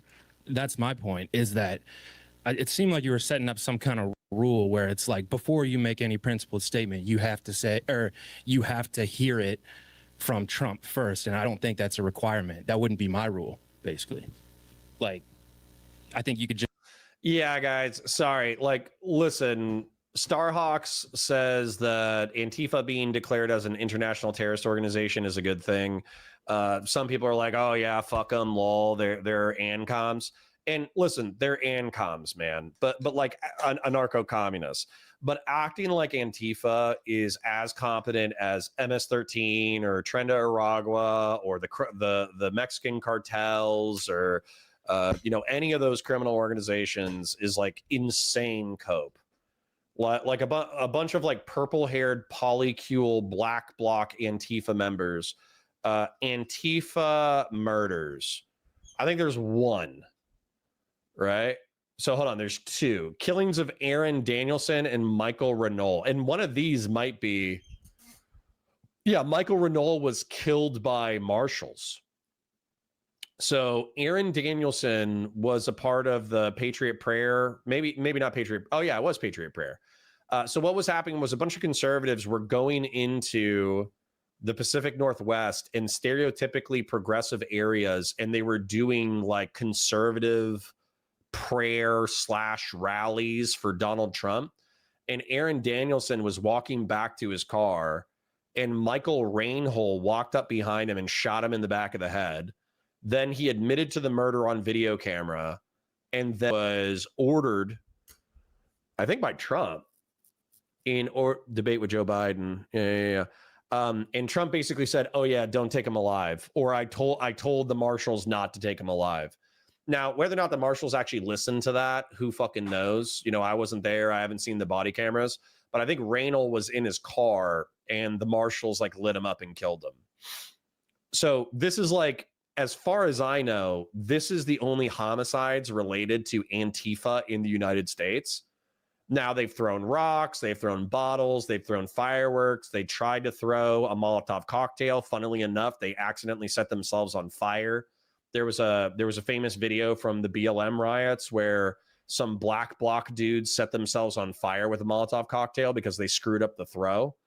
But dude, if you're talking about a terror org, if you're declaring an organization a terrorist organization, and then I ask you, okay, well, how many people have they killed? And the answer is one. They're not a very good terrorist organization. You know what I'm saying? They're not very good. They might still be designated a terrorist organization because they're using violence against civilians in order to achieve political ends, but they're not particularly efficacious, would be my argument. Just have a principled statement. I mean, I understand the prisoner dilemma stuff, but like you could just have a principled statement. And I think not everyone, the culture isn't necessarily run by the president.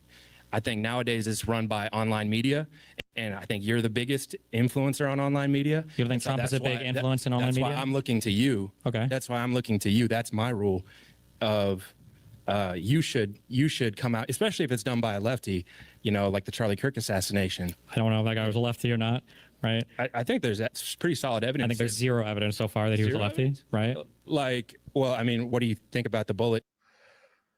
I think this is silly. I think this is cope.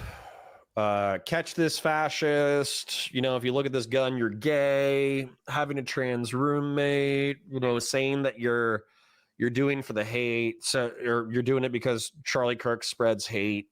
I think you can just vaguely ascribe that to vague left-wing beliefs. I think the saying like, "Oh, there's no evidence that they're left-wing." I think that's fucking cope. Engravings. I mean, all of them so far seem to be Epic Gamer references or whatever. What is that supposed to mean? Or like, They're just like they come that from could games and still- TV shows and stuff. that could still indicate a leaning, though. It could. I'm not saying there's no. I'm not saying it's impossible that he was left leaning. I'm just saying there's not really any good evidence of it right now. Okay, but like probably more. I think good enough evidence. Like you wouldn't bite the bullet and just say that he's probably a lefty. Absolutely not. You wouldn't. I don't think there. I just don't think there's great evidence. I think right now, If he's trying to take out one of the conservatives' top guys, what would be the reason for that?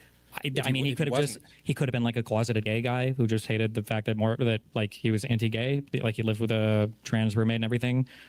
He could have just hated political people in general. He could have been trying to impress somebody. I don't know. Apparently, one of the Reagan assassins, or wannabe assassins, tried to do this. Tristan says, "Let's form a well-regulated Counterpoints militia." I'm unironically down. I'm down. I'm down for creating a Pepperbox TV account, which is like the pro-gun YouTube equivalent that lets you do gun content without restriction. And I would make a liberal, libertarian, conservatarian, Republican, like if you're actually pro-Republic, if you're actually for the Bill of Rights of the United States, if you actually like the First Amendment, Second Amendment, Fourth, Fifth, Eighth, 14th, like I like all the amendments, right? But I'm just saying those are the biggest ones. I unironically would create a pro-liberal, pro-Republican militia YouTube channel to show you how to use weapons. I unironically, I would do that 100%. Like there are a lot of potential explanations. Whatever the explanation is, it could be an exceptional explanation. Looks like we lost video, but the conversation's interesting enough that I'm going to let it go. I need to use a restroom, so I'm gonna grab some water. I'll be right back. I'm just gonna let this flow. I'll be right back. And sorry if there's no video. It is what it is. It's not on my end, so let the content flow. Because it's an exceptional event, but I'm just saying there's not solid evidence where it's like, oh, this guy was definitely radicalized by the left, right? But that doesn't outweigh, I think, the bullet engravings. Like he didn't have to do that. He's doing that so people can know. He's claiming it. He's openly claiming it. So it's like that. If he was, then why would there be any ambiguity at all, right? Like there's no Discord logs of him being super left. There's no public statement of him being super left. Whatever the note was that supposedly there was a picture of, I guess, that wasn't anything super left. None of the text messages indicated he was super left. Like he didn't make... His mom, who's super MAGA, my mom says I'm super left, okay? No offense, but... I mean, I think that could just be like a coded, edgy thing to do. Yeah, but how stupid would it be how to do a much- coded message when you're trying to make a statement to the world that you're doing a political assassination? Well, like you're saying like you have to have 100% evidence. I'm saying in like order for having that to- 10% would be in order nice. for that to outweigh the evidence that he's not. No, I think I'm think in a less charged environment, I'm taking I'm just looking at all the facts. It is weird that like if you look through this guy's history, if you look through his roommate's history, they look like aggressively normal people. Like their whole history is like so normal in terms of like comments online and everything. And that's really weird. Normally you see like really radical stuff. But like unlike the other side, because conservatives don't do this, I extend the same courtesy to the I think the trans church shooter. No, I don't think it was. I don't know that one. It was either them or somebody else made a statement, or they said something like they supported Brandon Herrera or something. Did anybody remember this? It was a church person, yeah. But like looking at the context of everything, that person was like, "This is a meme statement. This person's not actually like a supporter of this guy, or if he is, it's like for non-related reasons, right?" So like I extend the same thing there. I'm not gonna say, like, "Oh, this guy was 100%, a right-wing radicalized by Brandon Herrera person." I'm just saying, like in the totality of things, like this shooter for Charlie Kirk, there's like nothing. There's not much here besides our bullet writings in terms of. Well, I don't know that specific situation, but if you wanted to go to the Hortmans, I would say he has more evidence of being a left winger than the Hortman shooter was of being a right winger. Why didn't the Hortman person like literally have a list of Democrats that they wanted to go and kill? He also had the No Kings protest flyers there as well. So I'm like, I don't really know what to weigh. It seemed like he was more in a mentally unstable position than It seemed pretty like than driven and on what a you're mission. saying No? the Kirk shooter was. I don't think there's any evidence for either of these guys being like I'm saying crazy, very specifically like psychotic or delusional or something. Like hearing voices or something. Like I think they both did what they did for probably like logical reasons, like they could explain them from start to finish. I don't obviously support. I don't think it's good. But I mean, the crux of it is you think backing up. the turning down of the rhetoric should come from the president in your mind. In my mind, I think it should come from online media influencers because they are influencing the culture. And Yeah, but everybody on the right takes notes from Trump. I don't know. I don't think so. I don't think the right takes notes from Trump. Everybody takes notes from Trump What do you mean? Like on everything. Epstein. No, let me explain. So like the online media culture, I think the people online, the young men online, were doing the work for Trump. No matter what he said, we were doing the work to get him elected, you know? And that's really what won him the election was the online media and the rise of independent media, online media, not necessarily politicians. It's why Trump can say crazy things and Biden can be, you know, senile, and it doesn't matter to people. But I think it does matter. I think it says something that when Trump says crazy things, people go out and do crazy shit. Like nobody's citing Biden. We'll trace that though. Like what has he said that has led to someone doing something? Well, like he said, the 2020 election was rigged. He said that mail-in ballots were fake. He brought a ton of people to the Capitol. They went and did some crazy shit. There was the recent guy who, the kid who live streamed himself running over those two girls, who followed like a ton of like Trump and Charlie Kirk shit. And he said that these two girls were like making fun of Charlie Kirk's death. In terms of like, I don't know about that. I don't know. I know that's always a secret defense. No, I really don't. Seriously, I don't know about that one. I understand, but I feel like that's a big part of the problem. I feel like conservatives only ever hear about the things that like are the most relevant to them, and then No, like I'm online. I'm on Twitter every day. I watch like a lot of video. I watch like a lot of videos. I understand. Everyone here is but I'm probably saying on that like Twitter, if I were to like say that like I'm on Twitter every day, like we're seeing different things unless we're going out explicitly looking for contradictory evidence, right? I'm talking like the big name stories. Like my first example was a Charlie Kirk assassination. Yeah, but the big name stories are what conservatives want to be the big name stories, right? So did Steven just cope about the assassin not being left wing for like 5 minutes? Because honestly, I think it's just cope at this point.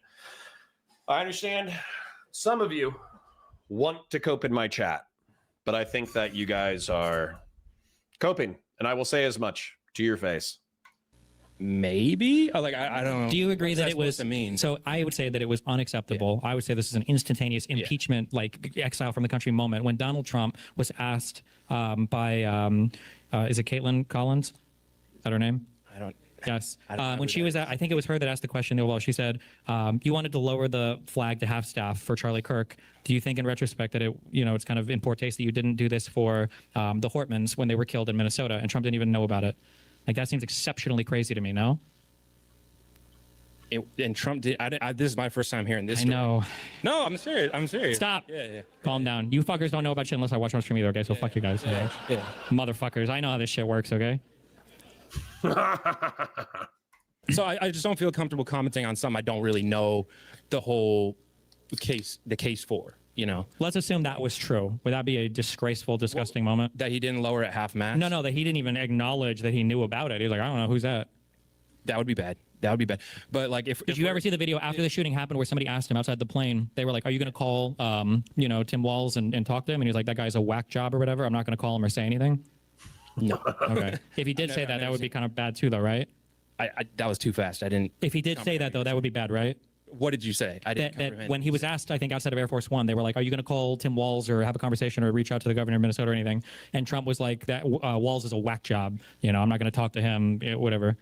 Yeah. I would say that's bad. I would say that's bad. But And then just real quick, and then you go to your point. Would you say that those two things together, those two things together are worse than anything that Biden has said in the totality of his presidency about Republicans, or any individual instance of violence ever, or you can include Obama there too, and Clinton, and the other. I don't know if I would say that. I would like, have can you to- think I would of have one to go worse? back. Yeah, just think of one.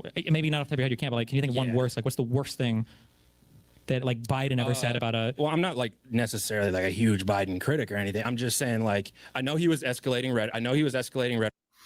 So looks like you guys are fighting about Antifa in the chat a little bit. Yeah, I think you can be conceptually anti-fascist without being Antifa, a member or somebody who's willing to dress up and go fight people in the street. Like I am principally anti-fascist. Okay. We've been over this a billion times. Political corporatism and flexible authoritarianism is a political philosophy created by Giovanni Gentile, implemented by Franco, Benito Mussolini, and Hitler, that there are some modern people who simp for it, like Nick Fuentes, Curtis Yarvin, and a few other dissident right-wing dark enlightenment philosophers. And I think even Peter Thiel played around with the idea for a while. So the question isn't whether or not like you can be anti-fascist the philosophy. The question is whether or not you're going to dress up in black clothing and throw Molotov cocktails at law enforcement officers, which I would probably never do. The only time that I would do it is if I felt like the Republic was no longer a thing and that we had effectively been taken over by fascists and law enforcement was now just the extension of the fascist state. That's the only time that I would ever fight law enforcement, is if I thought it was so open, the authoritarianism was so open and blatant that we'd effectively lost the Republic. Towards conservatives saying Biden was? yeah, like what was it? You're gonna bring up the speech. Oh yeah, it's probably the speech. What was that after? Do you remember? The MAGA Republicans ones, that they're a threat to the country. I don't know what we're talking about. Is it the one with the red background where he looks like Darth Vader? Yes, it is. Yeah. It is the red background. Mm-hmm. It is the red background. So in that speech, like right after he says that, so Republicans always quote that one line, but he says, I don't think that all Republicans are MAGA Republicans. I don't even think most of them are. I've worked with a lot of them in Congress, blah, blah, blah. But the thing that he's talking about, and I don't know how else he's supposed to address this, is the fact that the majority of the Republican Party still didn't believe the results of the last election. So when he says that, like, this is a threat to the country. And they're allowed to believe that. They're allowed to. I mean, people are allowed to. Yeah, they're allowed. Hold on. What? Still didn't believe the results of the last election. So when he says that, like, this is a threat to the country. And they're allowed to believe that. They're allowed to. Nobody's arguing about whether or not they're allowed to believe it. We're arguing about whether or not the people who propagate that lie are being genuine or not. So, sorry, I'm gonna do two paint things because this is my stream and I do want you guys to become smarter. Like the stream. It's free. Share it with your friends. If you have a good time hanging out with me, then tell your friends about me. Engage with chat. There's lots of funny, interesting people. They're all 3,000 IQ Stacy's and Chads. They're all very well endowed. So just by becoming a member of my chat, you become a 3,000 IQ Chad or Stacy, depending on what's preferable for you. And you will become well endowed over time. So do all that. And then, like I said, super chats make the world goes around. So if you got super chats or if you got memberships, you got money burning a hole in your pocket, donate. You guys were not only incredibly generous last month, you were incredibly generous this week. So if you're brokies, if you're just surviving, don't worry about it. But if you do have extra money, then donations are always appreciated. Never required, always appreciated. But let's go ahead and mind map it. Since this is my stream, this isn't the Steven show. This is the Steven show broken down by Connor, your favorite streamer. So I'm going to do the Antifa black bloc anti-fascism drawing first. Okay. Because it's a word game and it's semantic. And I think you guys know exactly what the fuck we're talking about, even when you're playing the semantic game. So, okay, anti-fascism as an ideology being principally opposed to the fascist political project. Many people don't know what fascism is. They just think it's authoritarianism.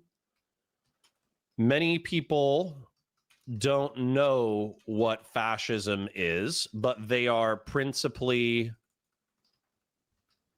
opposed to right-wing authoritarianism. But since COG is 3,000 IQ Giga Chads and Stacy's, well, Giga Stacy's, we know that it's political corporatism and flexible authoritarianism. Okay, this is being anti-fascistic in principle. Okay, Antifa, you don't have to be black bloc, because black bloc are the people who actually like dress up and go fight cops. So Antifa is disorganized cells of left-wing activists who organize protests and direct action against fascist I don't know, against fascist seizure of, or against fascists slash power grabs, right-wing power grabs. And so I would say that, like, as an example, there was this video that went around on Twitter the other day, and it was a guy who went to, he went to like some random Pacific Northwest abandoned industrial building. And it was so clear that what had happened was a bunch of purple-haired polycules had taken over the building. And what they did was they basically made it like Antifa headquarters, but it was just a bunch of like left-winger ANCOM and caps hanging out.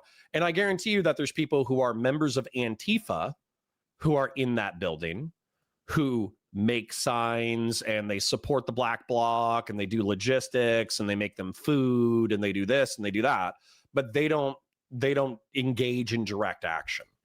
Whereas black bloc are typically anarcho-communists, not all of them, but most of them, okay? Anarcho-communists who engage in direct action against fascists and law enforcement. So when you guys say like, oh, well, everybody's Antifa. No, we're not. We're not all members of disorganized cells of left-wing activists who organize protests and direct action against fascist and right-wing power grabs. We're not all Antifa. And we're definitely not all black bloc, you know, because black bloc is largely communist. I'm not a communist. Fuck communism. Okay. However, a lot of us, including a healthy chunk of Republicans, are anti-fascist ideologically in that we're principally opposed to right-wing authoritarianism.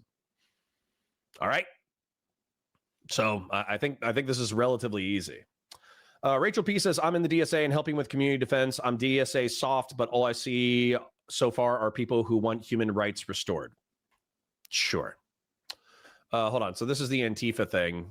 And then they were talking about, I don't know, like political violence or something, but I think I lost the plot. What is anti-fascism? I can't have a backslash. All right. So anyways, since you guys are all 3,000 IQ gigachats and gigastacies, you already understand what fascism is, which is political corporatism and flexible authoritarianism. I didn't even need to say it. That's how well you guys already know that.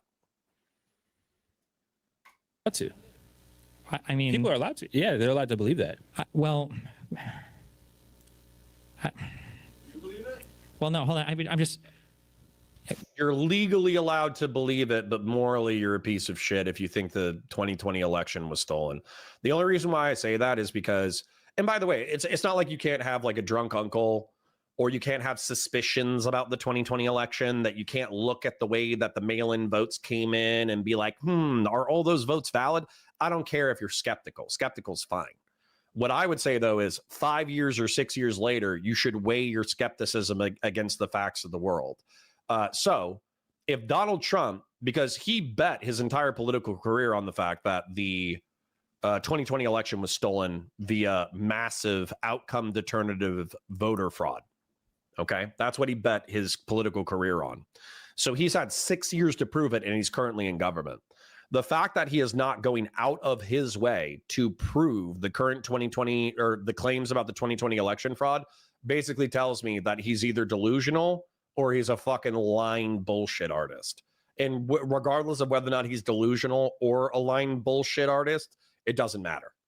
It actually genuinely does not matter. He is incompetent and undeserving of the most powerful position in the world.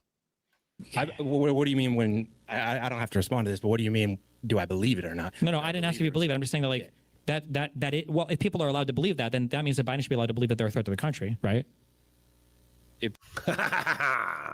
people If people are allowed to believe that the election is he's allowed to believe it. I'm just using this as an example of him inciting rhetoric, which is kind of a liberal talking point of like, let's focus on who's inciting the rhetoric. And so I'm analyzing who's LB has left us, unfortunately. She still pops up in the comment section of Valor Media Network in general, but LB does not, she doesn't frequent my chat anymore. I think she one-guyed me successfully for 2 months, and then I stopped letting her one-guy me, and then she got bored of listening to my center-right chud takes.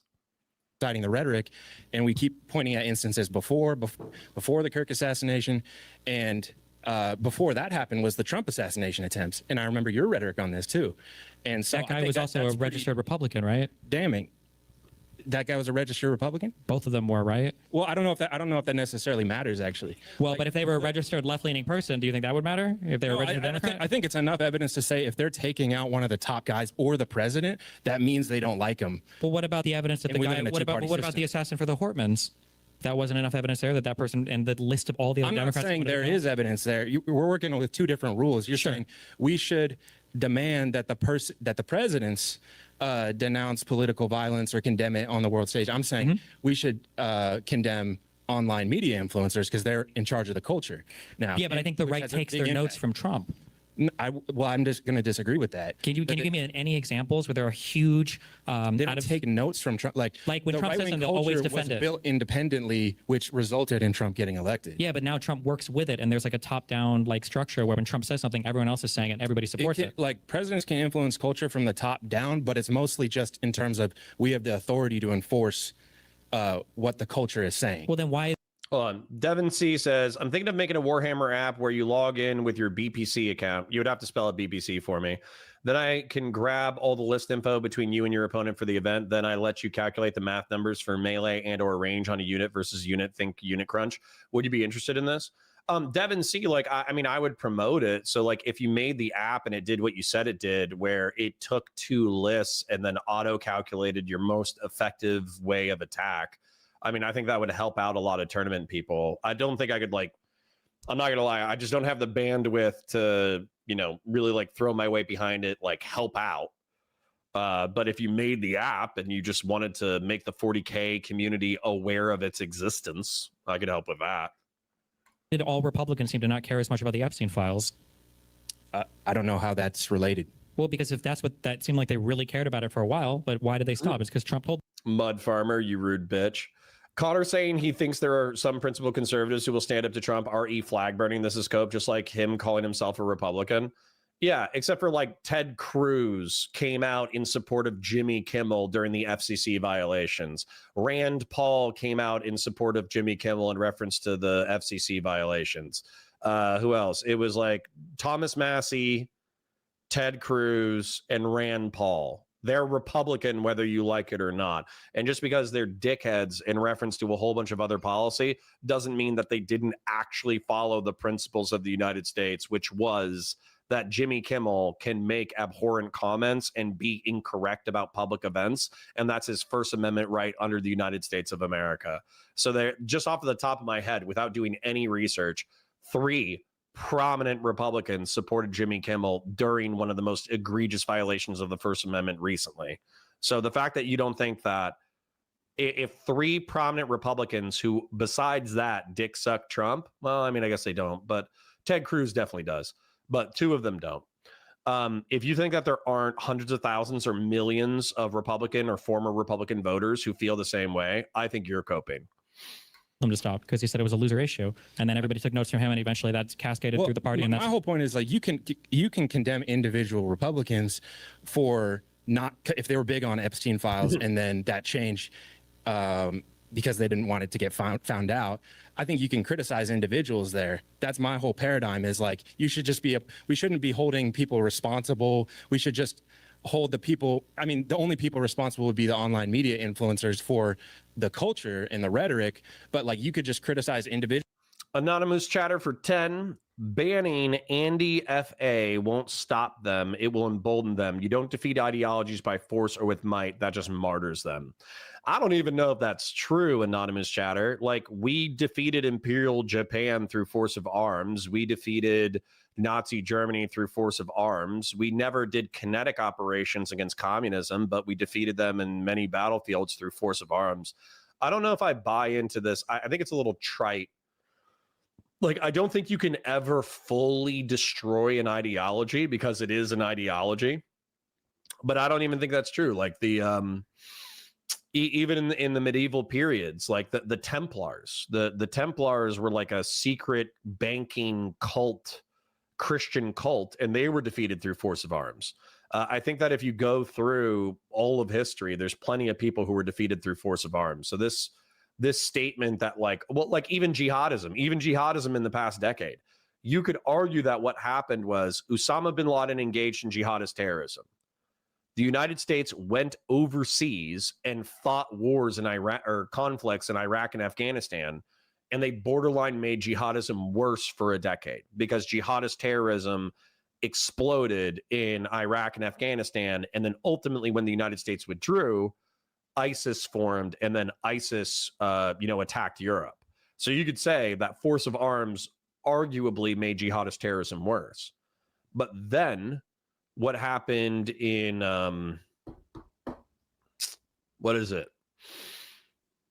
what happened in the 2010s is we defeated ISIS through force of arms. We let the Shia militias in the Iraqi army take on ISIS in Iraq, and we let the Syrian forces take on ISIS in Syria, and then we provided air cover that bombed the shit out of ISIS logistic supply lines, ISIS trucks, ISIS troops, et cetera, making their operations, the Shia operations and the Syrian operations, infinitely easier.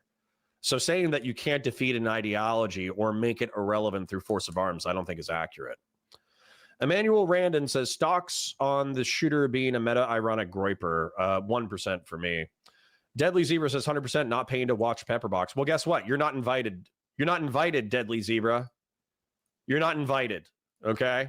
Just because of your attitude.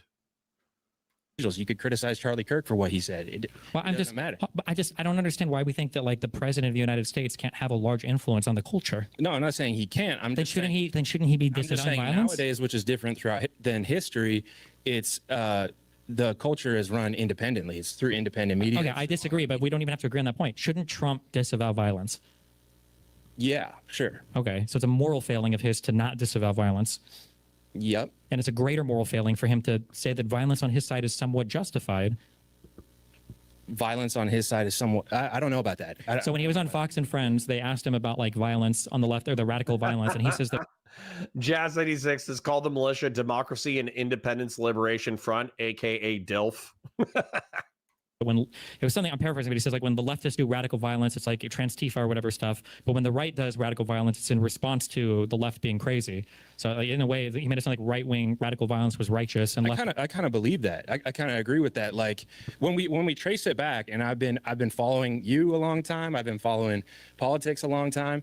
When we trace it back, the first instance for me of like excusing political violence on a big scale was BLM Antifa, and that happened before J6. That happened before J6. So I'm like, I saw a ton of people excusing it, bailout funds for the rioters, and someone at the end of it, towards the end of it, someone was shot in cold blood. A conservative was shot in cold blood about that, and there wasn't any denouncing of violence there. So it is important to go to the first. I feel like I doubt that. I bet there was condemnation of violence, but also people didn't feel responsible for the BLM riots if they were participating in the protests. The first infraction, I'm curious to know what your first infraction. Well, probably shots fired in the Revolutionary War or something. I mean, like, there's been violence for a lot of U.S. history, right? Yeah. But I'm when I look at the BLM stuff, I feel like there's a difference in that a lot of this is like decentralized. It sucks because conservatives make so many excuses for Trump because of COVID, but they never make excuses for Democrats on COVID, which is whatever, I guess. But like everybody was crazy around the fucking BLM riot time, right? Everybody's inside. We all watched George Floyd die for 9 minutes, and just people fucking lose their minds. I think a lot of the BLM like rioting stuff, I think was bad. Destroying neighborhoods, all this shit, I think is always bad. I think Democrats paid electoral prices for it. for it. And I think a lot of them, when Biden came into office, he had to denounce and say that like violence is unacceptable, guys. We can't riot. It's not okay. But why do you think it's important to say on both sides if we know where the side that it came from? Well, because violence does come from the right, and we should all want. But I'm asking you for the first example where it came from the right that was before BLM Antifa. What do you mean? The first example of like political violence that came from the right that was before BLM Antifa. So what's funny is that I've been paying attention to these politics for a really long time. And I would say the first time that I remember political violence being normalized was a Nazi in France. Nazi in France knocks out protester and kills them. So it was like 2016. I wonder if Nazi is throwing me out. Researchers found no evidence. Okay. Right winger kills protester, France, 2016. Murder of Saul Patty. That's 2020. That's not it. There was this. There was a protester in 2016. I remember it was in 2015 or 2016. If I reopened my Facebook, I guarantee you I could find it. But there was a street fight between a neo-Nazi and an Antifa person at like a right-wing protest. And the right-wing protester knocked out the kid, and the kid hit his head on pavement, and the kid died. And I think the kid was only like 19 or 16 or something like that. And I remember back in 15 or 16, I quote tweeted the story, although I guess it wouldn't be a tweet. It was on Facebook. So I shared the story with a caption where I was like, listen, guys, if we're going down this road, it's going to get a lot fucking worse.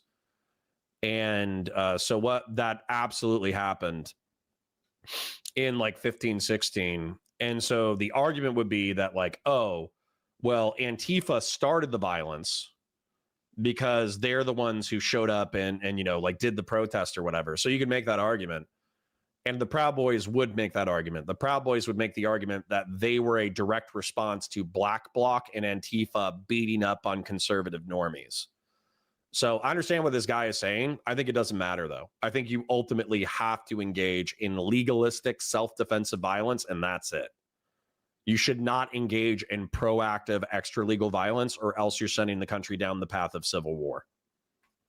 You know, like in my lifetime. What about it? Or are you asking for like an example of it? Because you get into you started it first is not a valid defense, in my opinion. A revenge cycle. The first time that infraction's made and politicians don't denounce it and everyone supports it, and we can get into BLM Antifa, but like the first time that's made, then the other side has the prisoner's dilemma of like, okay, well, we can't just be condemning, you know, our side. But the Democrats have been condemning their side over and over again, and everybody. Well, you're kind of just making the all lives matter argument of like, oh, we're condemning. You guys made the all lives matter. Well, you're making it now. You're saying we need to condemn all violence, even if if you knew it came from one side. Sure, I think we should all condemn all violence. I think that's a pretty acceptable. Jim Baker, my favorite lead attorney for both the FBI and Twitter, says, "Hi, Connor. Good morning. I enjoyed your debate with North and Gibbs and the kid. You did great. Thumbs up." Thank you, Jim Baker. Christian Blaris believes that I should have used more ableist and homophobic slurs during that debate. I wonder if you concur. But thank you for the compliment. That is kind of just an arbitrary rule that you create. That's not. I think it's a really good rule that everybody should condemn political violence. Before you can be principled about that, like, because that's really what's happening is you're saying before I am principled about it. Before I can make any statement on Charlie Kirk, it's like I need you. I need to know that I have a partner in civility. I need to ask President Trump. Yeah. I need to ask him, as if that would do anything. I need to ask him to turn down the rhetoric before you, Destiny, make a. Yeah, that's a principled position. It's better than Trump's, right? But my principle is better. I don't care about your principle. I care about the president, the leadership of the United States, right? You acknowledge that I have a different. You acknowledge I have a different principle than Donald Trump, right? But I'm here to criticize you. Like that's okay. Well, then my position. True. Is that I think that it's as somebody who's a to Donald Trump. Thank you. Silver says, if I still have a job at the end of this furlough, I'll send you a Benjamin. Thanks, King. I appreciate you. What? We already compared it to Donald Trump, and I'm saying if you go back, you know, my paradigm. So you think lasts it's longer. immoral? You think it's immoral to have the position of, you know, I'm willing to condemn violence. I condemn all violence. I'm willing to condemn any amount of violence as long as my civil partner is on the same page as me and is willing to condemn it as well. Do you think that's an immoral position to hold? Not an immoral position necessarily. I'm just like, why can't? It seems like what we understand about like principled positions is more in line with what I'm talking about. Is you How? can make Why do you lock your can car door make at it night? regardless? Do you lock your car doors? Do I lock? Yes. Why? I lock my car doors. So it's safe. Everything. Yeah, because somebody might break in, right? Yeah. Yeah. So I mean, like you take precautions if you feel like Regardless, another side is I don't gonna- need him to do anything to lock my doors. Yeah, I understand that, but like I don't know if you would like necessarily like lock the kitchen cabinet cereal $5 from Noomnax is obtaining power by any means and keeping it by any means a sufficient definition of fascism for common people, or no? That's a sufficient definition for authoritarianism. And in my opinion, that's a precise definition of flexible authoritarianism, which is 50% of fascism. Numinax, my only supplementary argument is that fascists do not view themselves as evil. They view themselves as having like a deeper knowledge of politics. Fascists believe that everyone is a fascist. Okay. They think that the reason why Bernie Sanders is not a fascist isn't because of some ideological quibble. It's because he's a pussy and he doesn't have the will to power that a fascist does. Like a lot of, even if Gentile preceded Nietzsche in some of his writings, it is like very Nietzschean in the will to power, which is that Christianity and the cooperative nature of democracy is a slave morality. You are deferring your power to others. Whereas great men throughout history, in their argument, they don't subordinate their power. The only times that great men ever subordinate their power is when it's necessary to achieve greater power. And so they view politics and they view society as effectively a power game where great individuals do exist. There is individualism within fascism, but individualism is only as useful as you can extend your power. So if you're like a middle manager at a bank, it's largely because you're a pussy who doesn't have the balls to extend your ambition. If you're somebody who works with like kids, you might be socially necessary, but you're probably weak when it comes to like the fascist power game. You don't have the ambitions or balls to go after the larger game, which is power in politics. And so yeah, like that's where I think your definition, exactly what you said, is sufficient for both a definition of authoritarianism and a definition for flexible authoritarianism. And that's half of fascism. But then getting into political corporatism, they don't believe they're evil because once they seize power, what they're going to do is they're going to align society for the political corporative good. So once a fascist has power, they're going to make the government run for the people. They're going to make the economy run for the people. They're going to make the culture operate in a pro-social aspect so it advocates for the health of the people. They're going to purge the degenerates in the name of the corporative political health. They're going to purge the parasites in the name of the political corporative health. So they actually don't view themselves as bad guys in any degree whatsoever. They're doing what's necessary, and their fearlessness in seizing and wielding power is part of what makes them great. So they understand that your slave morality judges them to be evil, but that's because you yourself are a slave. away from like a partner or whatever, because if you're going to steal, you have some level of trust there, right? Bud123 asks if he could do better dating, putting photos of him cooking. Yes. When you're operating in a civil society, there's some level of trust between you and the other side, or the other sides, or the other parties involved. When that trust is broken, there's no morality or virtue in constantly attacking your own side over and over and over again. I would say that that's actually an immoral position, because all you're really doing is throwing, especially the more... How is it not like, it's the most easiest principle position to take, to like come out and condemn political violence. I agree. That's why it's immoral, because it's an easy position to take. It's thoughtless, it's brainless, and it accomplishes nothing. The Democrats have always used this just to just as a weaponization tactic to recuse accountability from But their they side. don't. Every Democrat came out and criticized the Charlie Kirk political violence. When Trump got, do you recognize that Trump and Biden react differently? Like when Ryan Nowicki says, I'm a frequent left-wing consumer of reporting and have found most outside of that do not recognize or objectively commentate on details. I look forward to more of your streams. Oh, thanks, Ryan. I appreciate you. natural disasters happen, that Biden deploys FEMA immediately, doesn't play games with it. Trump plays games with it. Do you acknowledge that? I don't understand what that point is. So Biden will immediately reach out to governors. He'll Short says we did a shitload of kinetic operations against communism. What do you mean? Well, I mean, I agree with that. I just think that you could point to socialism or communism surviving our kinetic operations. So, for instance, like one of the biggest operations against communism was Korea. North Korea still exists. One of our biggest operations against communism was Vietnam. The communists won it, right? So that's all I was trying to say is like the Cold War, the collapse of the Soviet Union, and the reversion of China to state capitalism didn't happen because of American force of arms, right?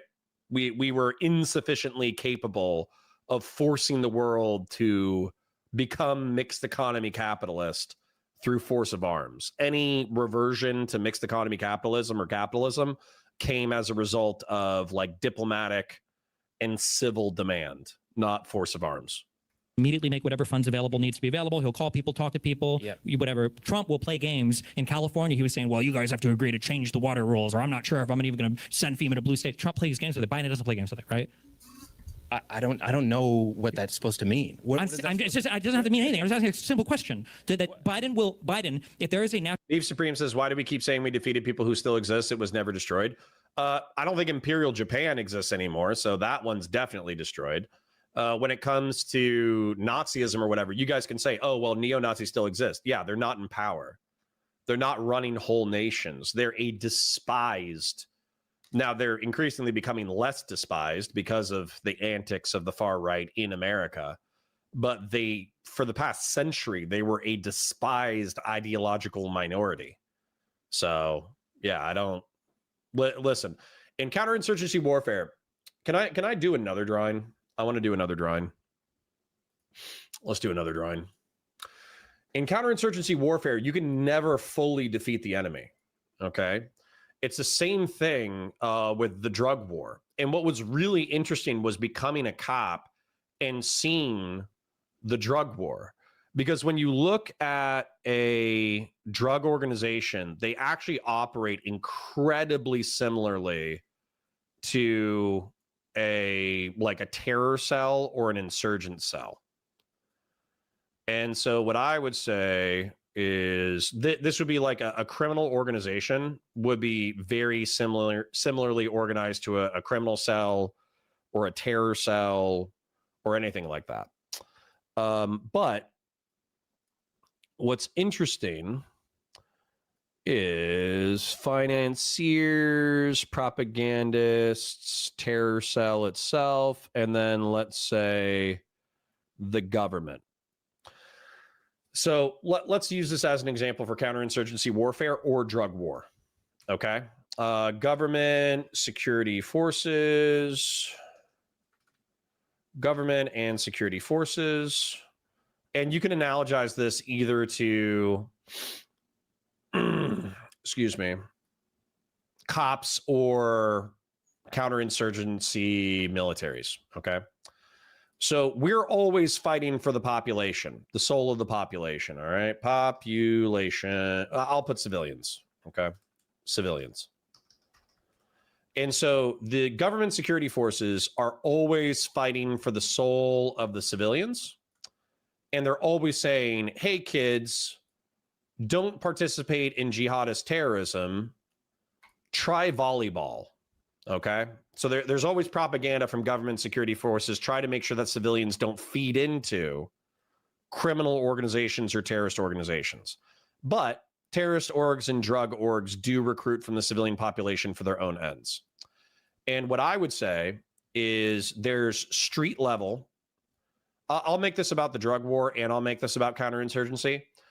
Street level / insurgent level. Okay. Then I would say up from that are lieutenants. And of course, like every organization is going to have different labels and different things. But I would say that this is still relatively true. Cartel / terror org. And then I would say financiers, and I would say propaganda. All right. And so the battle between government security forces is oftentimes the terror organization itself. Well, actually, hold on. Let's start at the beginning. The financiers know that they can make money, or they have an ideological reason in order to support the drug cartel or the terror organization. And then propaganda is a sometimes legal avenue for the cartels or for the terrorist organizations to sanitize their reputation in the eyes of the public. So propaganda for, and by the way, they do this, like the Italian mafia used to run charity organizations and do disaster relief, so they would have the support of the community. Cartels do similar things in Central and South America, where they help out their local community. That way their local community is less likely to snitch on them. They also recruit from civilians in order to get their lowest level workers and their mid-level workers. So what ends up happening is at the street level, those are your like corner dealers. Those are the people, if you're talking about terrorist organizations, they're the people who do kinetic operations. They're the people who have motivation to actually fight. The lieutenants might fight, but their job is to organize the street level. That's their real job. And then the captain is almost insulated from the street, but he is realistically, he's providing guidance to the lieutenants, and then lieutenants are guiding the street level / the insurgent level, and then the street level and the insurgent level are the ones that actually execute it. And then the captain is the one that actually has a connection to the cartel or the terror org, where they have communication, but realistically, the leadership of a cartel or terror org, they have insulation. Insulation, INSULATION. And that's why it took a decade to get Osama bin Laden, was because he used couriers in order to communicate with his captains, who in turn communicated with the lieutenants, who in turn communicated with the street level / insurgent level. So that's how they insulate from government and security services. Whereas government and security forces, not only are they fighting for the souls of the civilians through their own propaganda, they're also launching counter propaganda against the propaganda of the cartel or terrorist organizations. They're constantly attacking, killing, and incarcerating the street level people. They try to flip street level people in order to snitch on lieutenants. And if they can get a captain, they will get a captain if they can. But it is super hard to turn a captain against a cartel, because oftentimes with most criminal organizations and with most criminal organizations and most terrorist organizations, the maximum you can get from kinetic operations, like, room raid or like raiding places, capturing people, all that kind of stuff, 90% of the time you're going to get people at the street level. You might even get a lieutenant every now and then, but then in order to get a captain, you have to flip a lieutenant onto a captain, which is hard. And then in order to get somebody at the cartel level or the terror organization leadership level, you have to flip a captain. This is incredibly difficult. And so the whole point that I made with this, because people were saying like, how did we defeat, or why are you claiming victory if you never truly defeated the ideology? The reason why is because in America and in the Western world, in my opinion, drug organizations and terrorist organizations, this level is constantly being disrupted.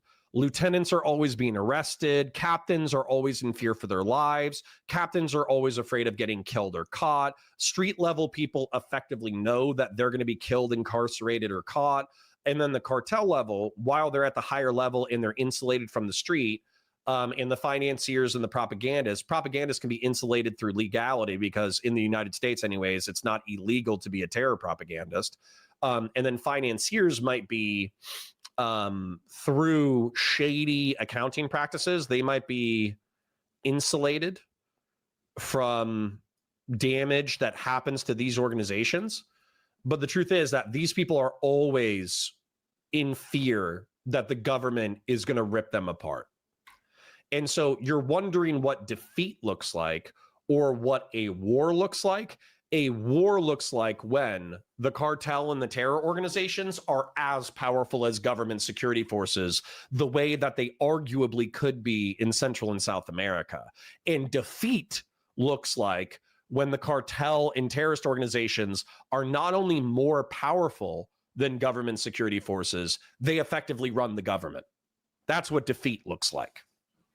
So this is what I would argue is victory in counterinsurgency. Victory in counterinsurgency is not the absence of an antagonistic ideology or drug organization. It's the fact that the drug organization or the ideological terror organization is not only weaker than government security forces, they are effectively on the run from government security forces. Anyways, sorry for that long-winded yap, but I think it's good information. Natural disaster in a state, you don't have to worry if Biden is the president, if anything's going to happen. You know that he's going to do what he needs to do as president to step up. Then here we go. Newman for 5 says, Connor, with regards to defeating ideology in Japan, watch some documentaries of the provisional government during occupation. It wasn't just arms. I would never say just arms, right? I think you guys know that I like to quote Clausewitz with politics is war is diplomacy by other means. Even if I said just arms, I never mean just arms. I'm just saying that don't take arms off of the table. Arms are an important part in the war of ideology. Up and provide those resources. With Trump, I have no idea. If I was a Californian and a natural disaster came in, I have no fucking idea if Trump's going to actually step up and do what he should do as leader and deploy FEMA in the way that it should be. I don't know either, but that's not good, right? I don't see what your point is. No, I don't. Stop trying to preempt my argument. I'm just saying that in and of itself, that's a bad, immoral thing, right? What is? That Trump won't do his job as president and take care of Americans, all American citizens. Yeah, sure. What do you mean, sure? It's a bad thing. It's immoral. It's like a huge failing as leader. It's one of the few things. You have to weigh that against all the other things that he's responsible for. It doesn't matter what else you said. That in and of itself is like a moral failing. Like he should. I'll say yes, because it really doesn't mean that much to me. My whole point was, like, why are you asking us to do something before you can make your take? I've already made my take. When we know that it doesn't even do anything, you already admitted that, like, oh, the president coming out and condemning all violence doesn't do anything. When have I ever said that? You said that at the beginning.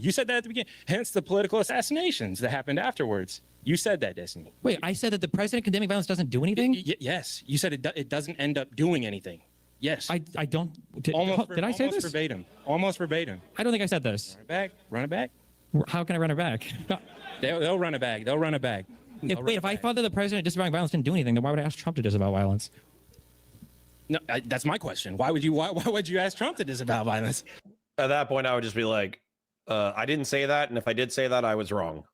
We spent the whole beginning part of this debate where you were arguing that the president disavowing violence doesn't matter because the culture is controlled more by alternative media and online figures, and I was saying no, I think the president matters. All I have to define is my paradigm, which doesn't recuse people of accountability if we just say all lives matter, basically. If we just say we should condemn all violence, that's not the truth of the situation. Like if you were to say the same thing about BLM Antifa, it's like that's not the truth of the situation. This is the all lives matter. The issue, yeah, but the issue is that wait, so are you just checking? Are you acknowledging that the all lives matter argument was a bullshit argument? A bullshit argument? No, I'm not taking a position on this. Okay, well, because you're using it against me like it's a bullshit argument. The issue. No, I'm just letting people know. I'm just letting people what you're using. Okay. Do you acknowledge that, like, if, like, for nuclear weapons, it wouldn't be moral for the United States to just throw away all of our nukes into the sea, right? Yeah. Jas86 for $5 says, "Here's my DILF monthly dues. Thanks, buddy. I appreciate you." There's a morality there to protecting ourselves, to protecting our own citizens with a nuclear stockpile, and unless Russia agrees to do it at the same time, we can't do it, right? Yeah. So I mean, I apply the same scenario to I imagine, apply to the Second Amendment. We apply it to most places in our life that we're civil with people who agree to be civil with us. You can't enforce civility from one side. It has to come from cooperation from two I individuals. agree with you. That's why. Oh my God, dude. If we're not pretending that ISIS is like 99% reduced from the caliphate days, I don't even know what the fuck we're talking about, man. You have to call out the truth of who was responsible. Yeah, but okay, but like, let's say all, sure. like every time just say all that and it doesn't do anything. Let's And roll you this don't back. follow Sure, this let's rule. roll this back. Okay, let's say that there's one side that now I know that you're not going to agree with this reality, but let's say hypothetically one side never calls out their own side when there's violence. They never condemn their own side when there's violence. They ratchet up the temperature over and over again when there's violence, and then when there is violence on the other side, they say you guys need to disavow your violence. Do you think that in that world, is it moral for the other side who maybe isn't even being violent? Would it be moral for them to disavow?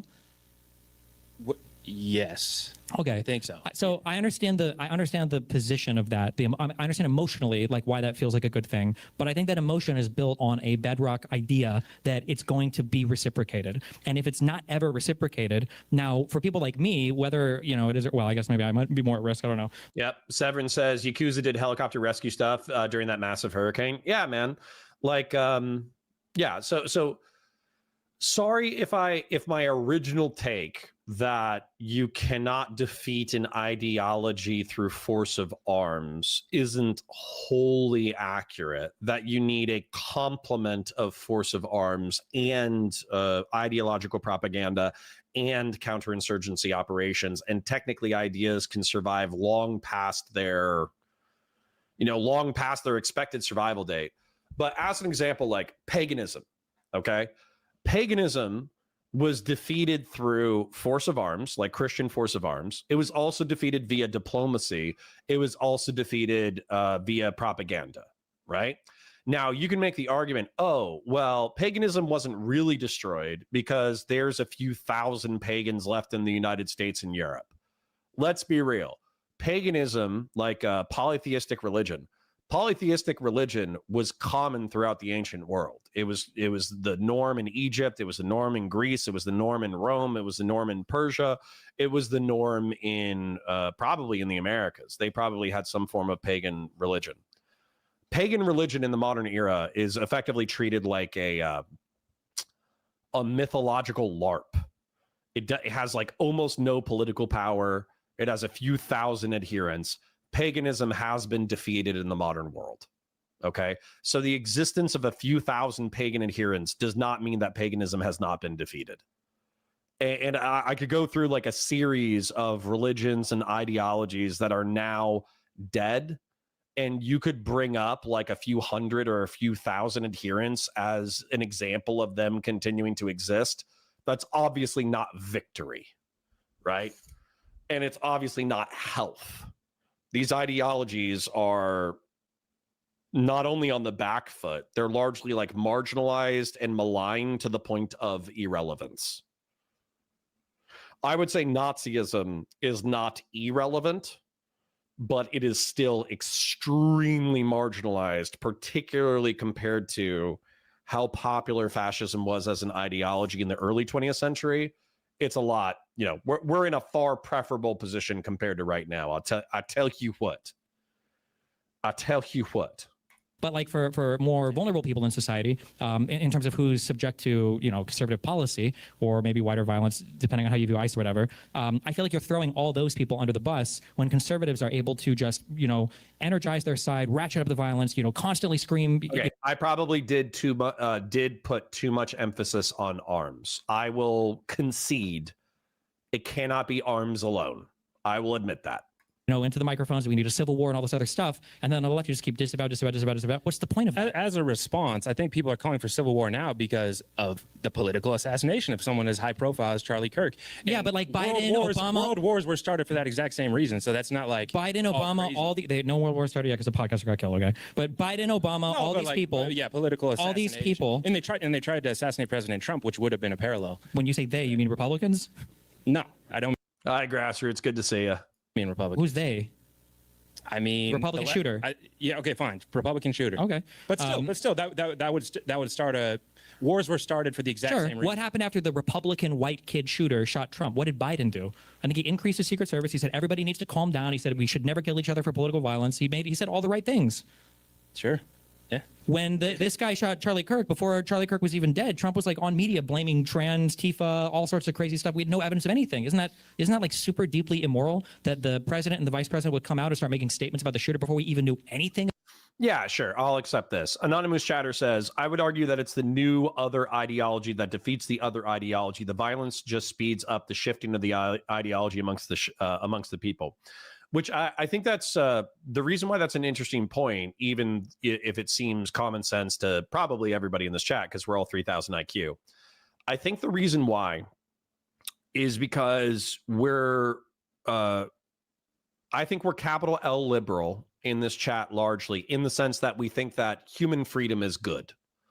Like American freedom, human freedom is good. I think that's probably something that unites us. We disagree on the limits of that freedom, but we agree on that instinctively. And so Americanism, American freedom largely won the 20th century. Like fascism was defeated ideologically and militarily in the early to mid 20th century. And then socialism and communism was arguably defeated between the 70s and the 90s. And then jihadist terrorism was a threat to the republic, but it wasn't an existential threat. I don't think that jihadist terrorism ever truly could have taken down the United States of America.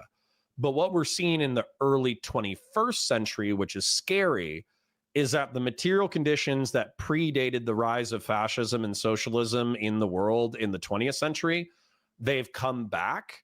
And the adherence to socialism and fascism and, socialism, arguably communism, those adherents have become louder in our society. And so I think libertarians, conservatarians, Republicans of good conscience, liberals, progressives of good conscience, if they're anti-communist or anti-socialist or anti-fascist, they're alarmed right now because the socialists and the communists are largely still politically irrelevant. They're just really loud on the internet, and some of their ideas are gaining traction, which is worrisome. But they're not a threat yet, I don't think. Whereas MAGA plays with fascist ideas so often and sometimes unapologetically that it's worrisome, like extremely worrisome, to the point that we should all be politically active.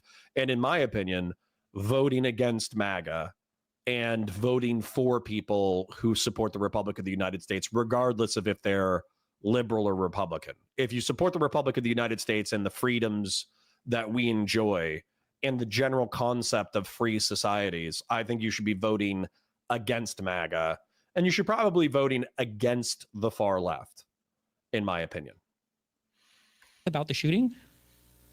I would say they probably think they knew more about the shooting. Like I don't know. What is that argument? What is that? Hold on. Argument's about. No. What? Okay, hold on. They probably thought they knew more. Like what? No, that matters. Like just like it matters. Like if Trumpers believe the election was stolen, it's the same thing. Like yeah, but they believe because Trump told them that. Trump doesn't believe the election was stolen. He just lied. What? Trump didn't know. Jedek says, y'all seen Trump building a Qatari airbase in Idaho yet? Nope, but makes sense to me. The shooter was left-leaning or not. He just said that because it fits his agenda. That's not acceptable for a leader to say, to just start making up theories about the shooting before we even know anything about the shooter, before they even knew anything about the shooter.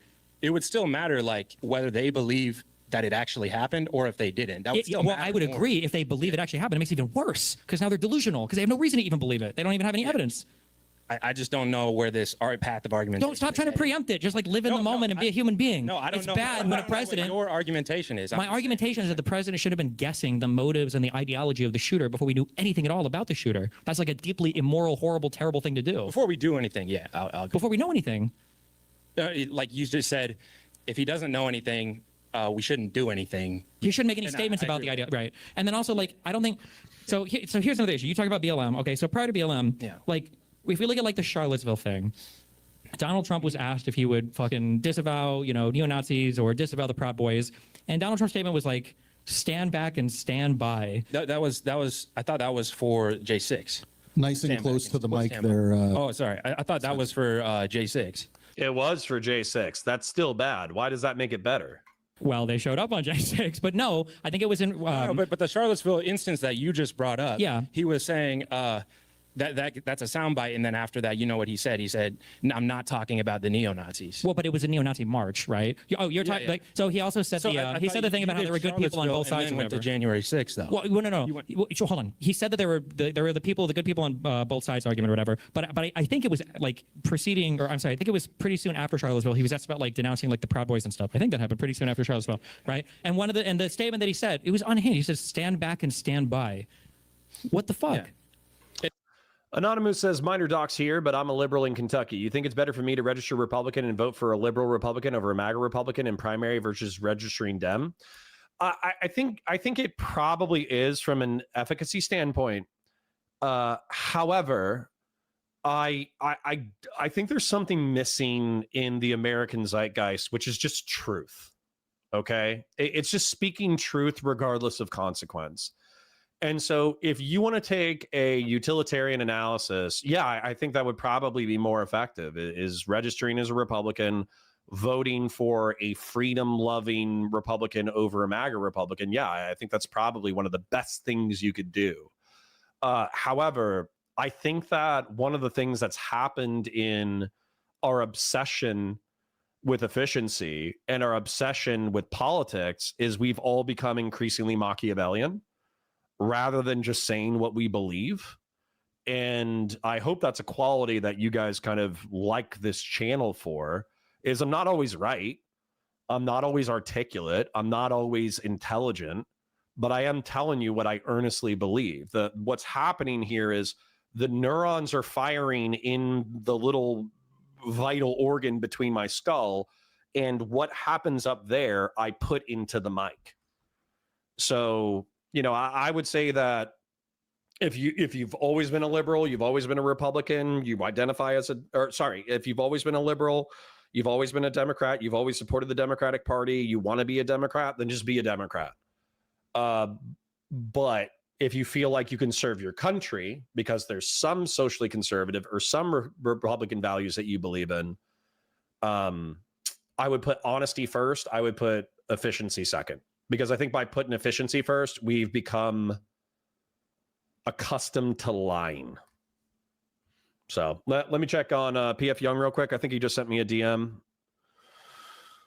So breaking down the moments from Dave Smith versus Nick Fuentes. This is my 17-minute review of the Dave Smith. We could even discuss that if you want. Okay, cool.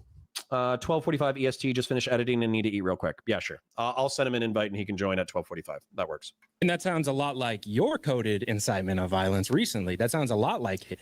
So when Donald Trump said that on Parler, you literally have like the leaders of the Proud Boys. You've got Stuart Rhodes, you've got Enrique Tarrio saying like, "Heard loud and clear, sir."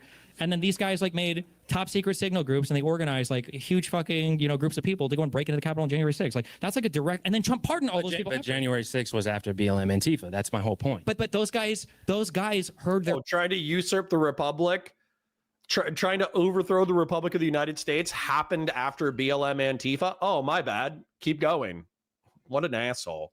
Orders loud and clear from Donald Trump's statements before the BLM Antifa stuff, the stand back and stand by. I don't know if you can prove they're getting it from Charlotte. They said it. They said, "Heard you loud and clear, Trump, standing back and standing by." It was on Parler that they posted this. Okay, well, I'm not on Parler, so how am I supposed to? You think I'm on Parler? Don't you love that? Whenever you bring up something factual,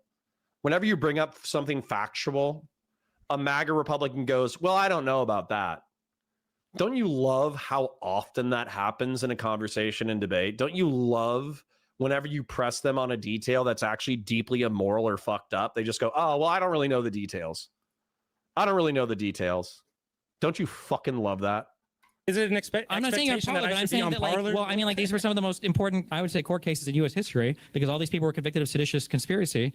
But then, so these guys all made big groups of people to break into the Capitol. They were the first ones in on January 6th. And then after they were convicted and a jury of their peers and everything else of seditious treason or seditious conspiracy, afterwards, when Trump was reelected, he pardoned everybody, including these guys.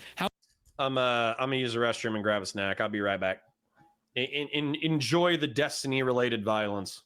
How is this not like a clear signal to do the violence? Like, I'm calling for it, you did it, and now I'm pardoning you for getting convicted for doing the violence that I called for. This is the most. That was hard to trace. I'm just going to be honest. Okay, Donald Trump said, Proud Boys, stand back and stand by, but let me tell you about Antifa. And then Proud Boys tweeted out, they said, heard you, Donald Trump, loud and clear. Then they made a plan to take over the Capitol on January 6th. Then they followed through with the plan on January 6th. Then they got arrested and convicted of seditious conspiracy related to January 6th. And then Donald Trump pardoned all of them related to January 6th. I think stand back and stand by is less coded incitement and violence than what you have said about Trump's assassination attempts and Charlie Kirk's assassination attempts. Okay, but like you can look at my community and you can look at the differences in like how people are functioning. Like I've said like a million times that there should be no political violence in this country. It's a really bad thing. You can't find Trump making these statements. Everybody in my community knows that like I don't support political violence, and I think like political violence is important. It means that, like the system is completely failed. Like everything is like going to shit. That civil war is not a good thing. That none of us should want that world of reality. And then I think both sides shouldn't do it. Remember, you're looking at the fucking Rittenhouse defender guy, right? That's like one of the huge things that I cut like a ton of my like community off over, right? No, and I respect that. Sure, but I'm just saying that like my position on violence is pretty much like it's a self-defense thing. Like, but otherwise, fuck up. Like I'm not here supporting rioters ever. I think it's cringe as fuck. Like I had a debate on Sam Cedar over the fucking shoot. I don't even remember the guy. It's your right to do it. I'm just saying I don't think that is I think that's a moral hypocrisy from your point, from your standpoint. What's like the worst thing you think I've said? I think one of the worst things is probably that the worst thing to have happened was for the bullet to have missed Trump, or speaking on Corey Competor's death, that you F around and find out when you go to these rallies, in that what did you expect? I think you said something along the lines of like, what did you expect coming to those? So on the first, hold on. But like when you say, what did you expect? That implies that you should expect that. And that's like way more coded incitement of violence. When you say, okay, let's follow through on that last one. What do you think I mean when I say that? You should expect that. I don't know. Like you're on the other side of the aisle. No, you have to know. You're giving me a lot of you're like no. That I don't have to know. I don't have to. Well, know no, but you're claiming to know. What do you know? What do you think? What do you think? What do you think it means? Your statements. I'm judging your statements. But what do you think? What do you think? It's my first time I've ever talked to you. How am I supposed to know that? Well, you obviously have idea. You just said that those statements were worse than Donald Trump's statements, where I can draw a clear line from him motivating people, committing crimes in the parliament. Not off of what I think you meant by it. But words are meaningless. They're just sounds. Ooga booga, right? Like they have to mean something. Meaningless. They're not meaningless. No. Hold on. Wait. No. Stop. This is a dumb argument. When you say words, there has to be a meaning ascribed to the words. Otherwise, we're just uttering sounds. If I say random things to you, if I utter speech that means nothing to you, then that doesn't mean anything. You are ascribing a meaning to the things I'm saying. So you said earlier that when I said, what do you expect? That you said that was like a thinly veiled call for violence or whatever. Is that if you follow through for however much of my content you've watched? Yeah. No, I think that's a direct implication that what do you expect? Well, you should expect violence if you attend these rallies. And then why? What was the motivation? What was the, what was my conversation? I don't know if that part matters. I don't know if the motivation matters. Why doesn't the motivation matter, dude? This is so fucking silly. Wait. Matter? Because when I speak, I say more. I didn't just like go live and then say 2 sentences and then turn my stream off. You're asking me to interpret a whole lot here. I'll try to find a concession if you want to try to find a concession, because I don't understand. Do you live your life in like 2-sentence quotes? Is that how you view every single? No. I just trace the statements. I trace the statements people make. That's what does tracing the statement mean? Like the objective meaning of the statement, which sometimes there's not going to be an object, and that's where you can throw in coded language. Hold on. I think all of you guys should. I think everyone in here should eat dogs. Okay. Yeah. Would you leave this like thing saying, "Wow, Destiny's audience is a bunch of dog eaters, and Destiny wants all of his audience to eat dogs"? Because I said that. Say that last part. Yeah, probably. That Destiny wants his audience to eat dogs, that they're all probably dog eaters. Destiny encourages dog eating. No, probably not. Okay. Because it's like not, I don't talk about this a lot. I'm not a big, shut up. I'm not a big like dog cuisine person, right? Yeah. So I think that like. I'll make a concession if you want to make a concession. I just don't know. What is my concession? I'm not going to make the concession that I want violence. I'll make a concession, but it seems like we're at a standstill. Like, I don't understand. Like, I wish. Okay, so sorry. I know that I'm coming in this half-cocked because I literally just went and got water and came back. But I have a feeling that he's grilling Destiny on the, conservatives need to be scared when they go to rallies or whatever. But then the next half of that sentence that was so that they pressured their leaders to turn the national temperature down. That's relatively close to the quote, right? And the thing is, in my opinion, that's the same thing as the 10 p.m. at night quote about rioters. It's like the rioters need to stop. If white dipshit militias need to be gunning down protesters in the street when they're burning down buildings at 10 p.m. at night, then at this point they have my blessing. The obvious, I would argue, bad faith interpretation is you hear the word protester and then you go, oh, Destiny wants protesters to be murdered. But if you listen to the entire quote, then obviously the entire quote is arsonists, people who are, committing violent crime. At this point, like, militias have my blessing to intervene. And then if you add in the context that he's a hyperbolic streamer, then it gets even less serious, even though the sentiment behind it is very real. And so I think that this is another moment where Steven's just going to be living with this quote for the rest of his life, where because we're streamers, because we're naturally hyperbolic, because we typically try to communicate the mundane in the most extreme way possible, this quote is going to be thrown in his face for decades. Like, I'm submitting a paradigm. Well, here, I can explain, and you can tell me if this sounds like it tracks with every other thing I've said, right? Is that if you engage in a political violence where every single thing you talk about is the end of the world, every single party is trying to invade you and destroy you and kill you and take over everything and mutilate your children's genitals and leave the border open intentionally to flood you with illegal immigrants, and then all the words and verbiage you use is like this, like the holy war, the fight, we got to take over the enemy, they stole your government from you, right? If those are the things... What has resulted from that? And I think my point is... Wait. Look, I'm just saying that when you say all of these things, right? If somebody shows... what's happened from that is... What's resulted from that? An attempted overthrow of the Republic of the United States. That's one of the things that happened as a result of that rhetoric. Up at like rallies and start shooting, that's not that surprising to me, right? Like, I'd be like, okay, yeah, like, I mean, this kind of makes sense. This tracks, right? This is like the verbiage and everything is like, this is the end of the fucking world. Everything is coming to kill you and take your country and destroy everything. Like, yeah, that wouldn't surprise me if that event had some kind of political violence involved. But what if Charlie Kirk was preaching that and then someone kills Charlie Kirk? That wouldn't make much sense then. What do you mean? That wouldn't make much sense. Like you just described. DJ says, have I talked to PF Young yet? No. He said that he needed until 12:45 approximately in order to get some lunch in. Lost my train of thought. What was your last point? That if you're like in a side that's constantly preaching political violence and turning up the temperature as high as you can, it wouldn't surprise me that they're like, yeah. I mean, I would say that kind of flows outward to like a lot of different... And then there's the part of like, what if most of that... I have not heard about Mark Sanchez. That, the immigration topic that you see as incitement raising the temperature, what if that's like a real issue, There is no real issue that requires you to label a detainment facility alligator Alcatraz. I agree. That's just cruelty. I'll agree with that. I'll agree with that. Sure. I think that was bad form, so that's the concession I'll make. But it's not just. It gives an indication for what the other person, like, what's going on in their head, right? So if the other person, DeSantis that did like every single Republican laughed at it and thought it was epic. And okay, Joe Sakana. I will try to steelman it for you as best I can. So I agree that random Republicans feeling afraid for their lives will not turn the temperature of the country down. However, there are pundits who profit from the temperature of the country being high. All right. What I would say is Matt Walsh profits from the temperature of the country being high, and he wants it to be as high as possible. So if I check out Matt Walsh, in his bio, it says theocratic fascist, best-selling children's author, world-renowned DEI consultant. Okay. So theocratic fascist is hyperbole. I don't think he's actually a theocratic fascist. I think he's putting that because he's been accused of being a theocratic fascist. Okay. Then, if I go down, thank God Florida has arrested Ronald DeSantis, the child-killing monster. Now he goes back to Kentucky. Will officials in Kentucky decide to release the psycho murderer? Once again, the country is watching. Okay, now this is something that he's truly passionate about. It's not exactly a tame tweet, though. He's talking about Democrats releasing murdering murderers into their communities, which is a part of the Irina Zarutska narrative, right? Want to go to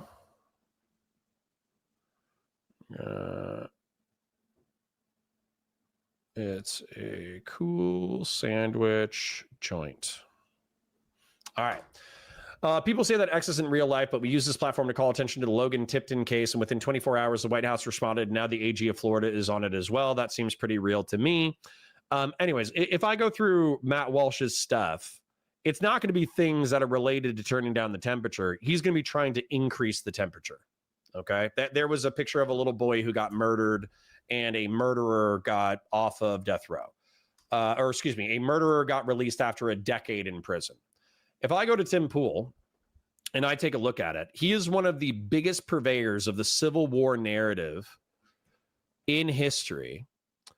and he's showing like a new governor AI video. He is saying it's AI, but he's basically talking shit about a governor. He's talked about civil war. The Qataris control our government and have infiltrated our media. This proves it. Anyways, if I go through his shit, he profits from the temperature being high. And so the question is whether or not, if Tim Pool was doing consistent public events, if Matt Walsh was doing consistent public events, and if they feared for their lives, would they be as flippant and crazy with their rhetoric? That's the steel man of the argument. Okay. And I want to thank everybody who donated today, but I want to thank Grassroots as well. Grassroots gifted 10 Valor Media Network memberships. What a fucking king. If you receive a gifted Valor Media Network membership, thank Grassroots. Jas86 did a super chat. Newman did a super chat.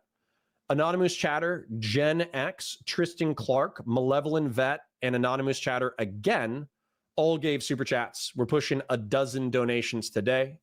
Like the stream, share it with your friends, engage with chat, super chats if you got them, memberships if you got them. Parasocial, love you. Thank you for hanging out.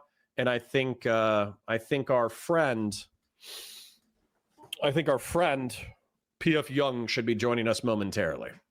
Base and sold merchandise for it and thought it was cool. And Christy Gnome defended Donald Trump on it. But What? I said not me, but I'll concede that Alligator Alcatraz is an example. That's an example. Sure. So, But like the immigration topic, it was what you cited as incitement of violence. I'd say that's actually. Oh yeah, there you go. Zenith said best example is Nick Fuentes becoming a liberal once he realized he could get shot too. Yeah, unironically.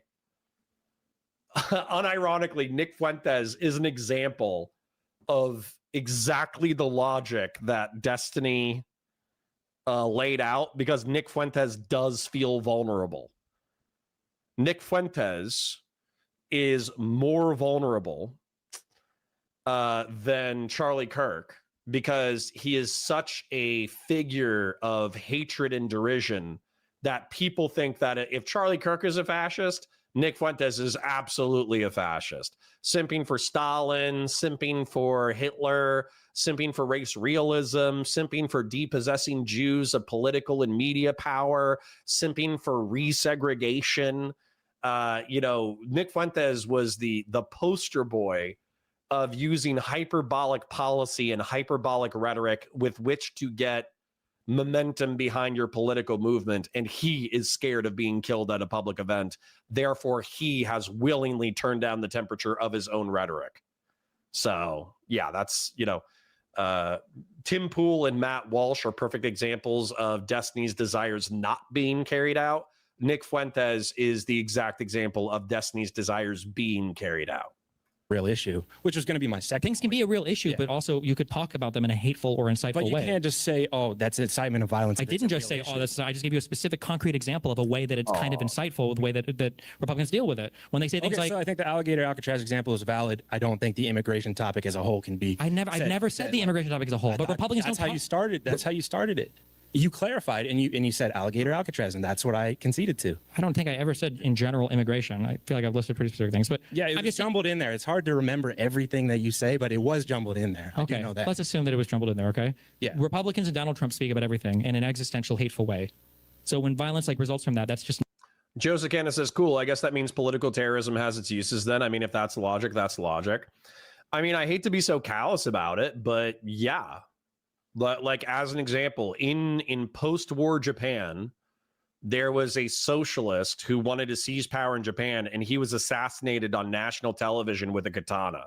And I think the Socialist Party in Japan never fully recovered.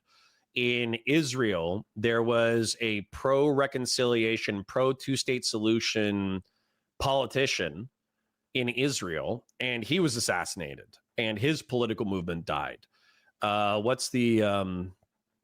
What's another example?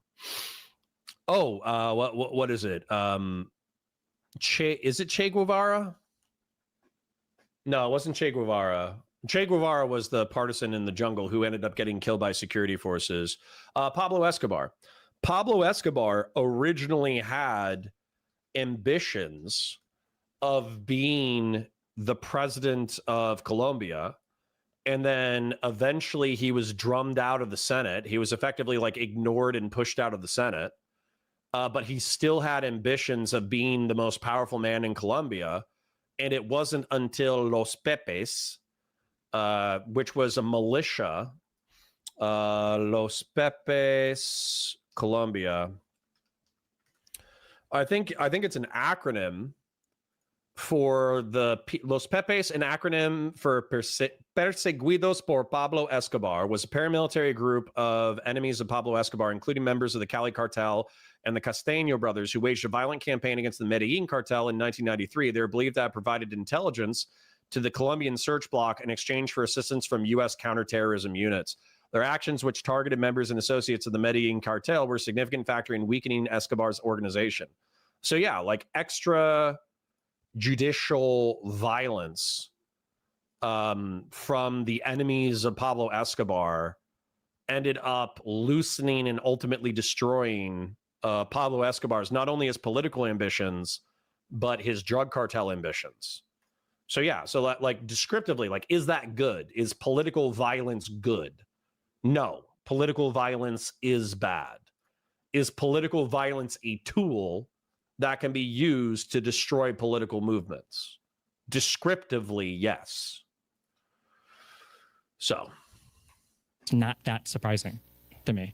I make the same criticism sometimes of Democrat rhetoric. I don't think they've gotten to the point where they're inciting violence, but when they say things like, oh, like, billionaires own everything, the donor clusters, everything, I say, like, well, when you leave people no option but to not participate in elections and then to do violence, like, that's what people are going to do. That's not surprising.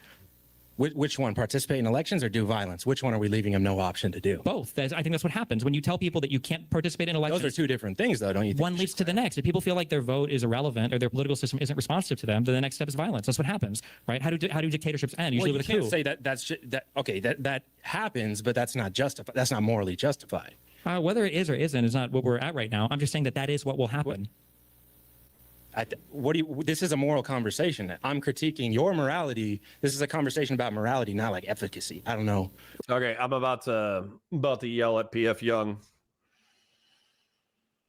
About to yell at his bitch ass. We were supposed to start 20 minutes ago. Shove that food into your face, bitch. Let's go. Give me 10-ish. He sent that at 12:41. It's 12:50. He's got one more minute. Well, no, but I'm saying, well, sure, but as part of this, what I'm saying is there are certain things that you can tell people that will lead to predictable things. That's what I'm saying, right? Yep. And one of those things, yeah. So, like, if I were to tell like a group of people that there's some guy coming to kill you, and I say this over and over and over and over again, and eventually these people, Simba Law says, I don't know if Pablo Escobar is a good example of political violence because the violence was already in the streets of Colombia and he was a direct cause of it due to the cartel. Right. But I think that what that gentleman was saying, correct me if I'm wrong, but this is the way that I'm going to read it. Okay. I'm trying to scroll up to find the comment. Looked like a Japanese guy. Joe Sakana says, cool. I guess that means that political terrorism has its uses then. I mean, if that's the logic, that's the logic. So what Joe Sakana is doing is I'm making a descriptive claim, but I think that he's making a moral indictment. The moral indictment is of Destiny. He's saying that Destiny is endorsing or inferentially endorsing political violence through his statement. And I'm quoting here, okay? I'm quoting. The quote is, I think something along the lines of, conservative influencers need to be afraid when they go to public events. That way they pressure political leaders in order to turn down the temperature of the country. I think that's a quote. And I think it might even be a little bit spicier than that. I think he might have used the K word in reference to that quote. So the liberal argument, the pro-Destiny argument is that, well, he's not saying that he endorses violence. He's saying that he wants people to be afraid of the consequences of their rhetoric and their actions. That way they see how hot the country is and they turn the temperature down. Whereas what other people have inferred is that Stephen is effectively endorsing said violence. So he's trying to make a moral indictment of the statement. And what I try to do is I'm trying to make a statement that political violence, while immoral, can be effective. So anyways, I'm Parasocial. Love you guys. I will see you guys soon. See you on Monday. Bye for now.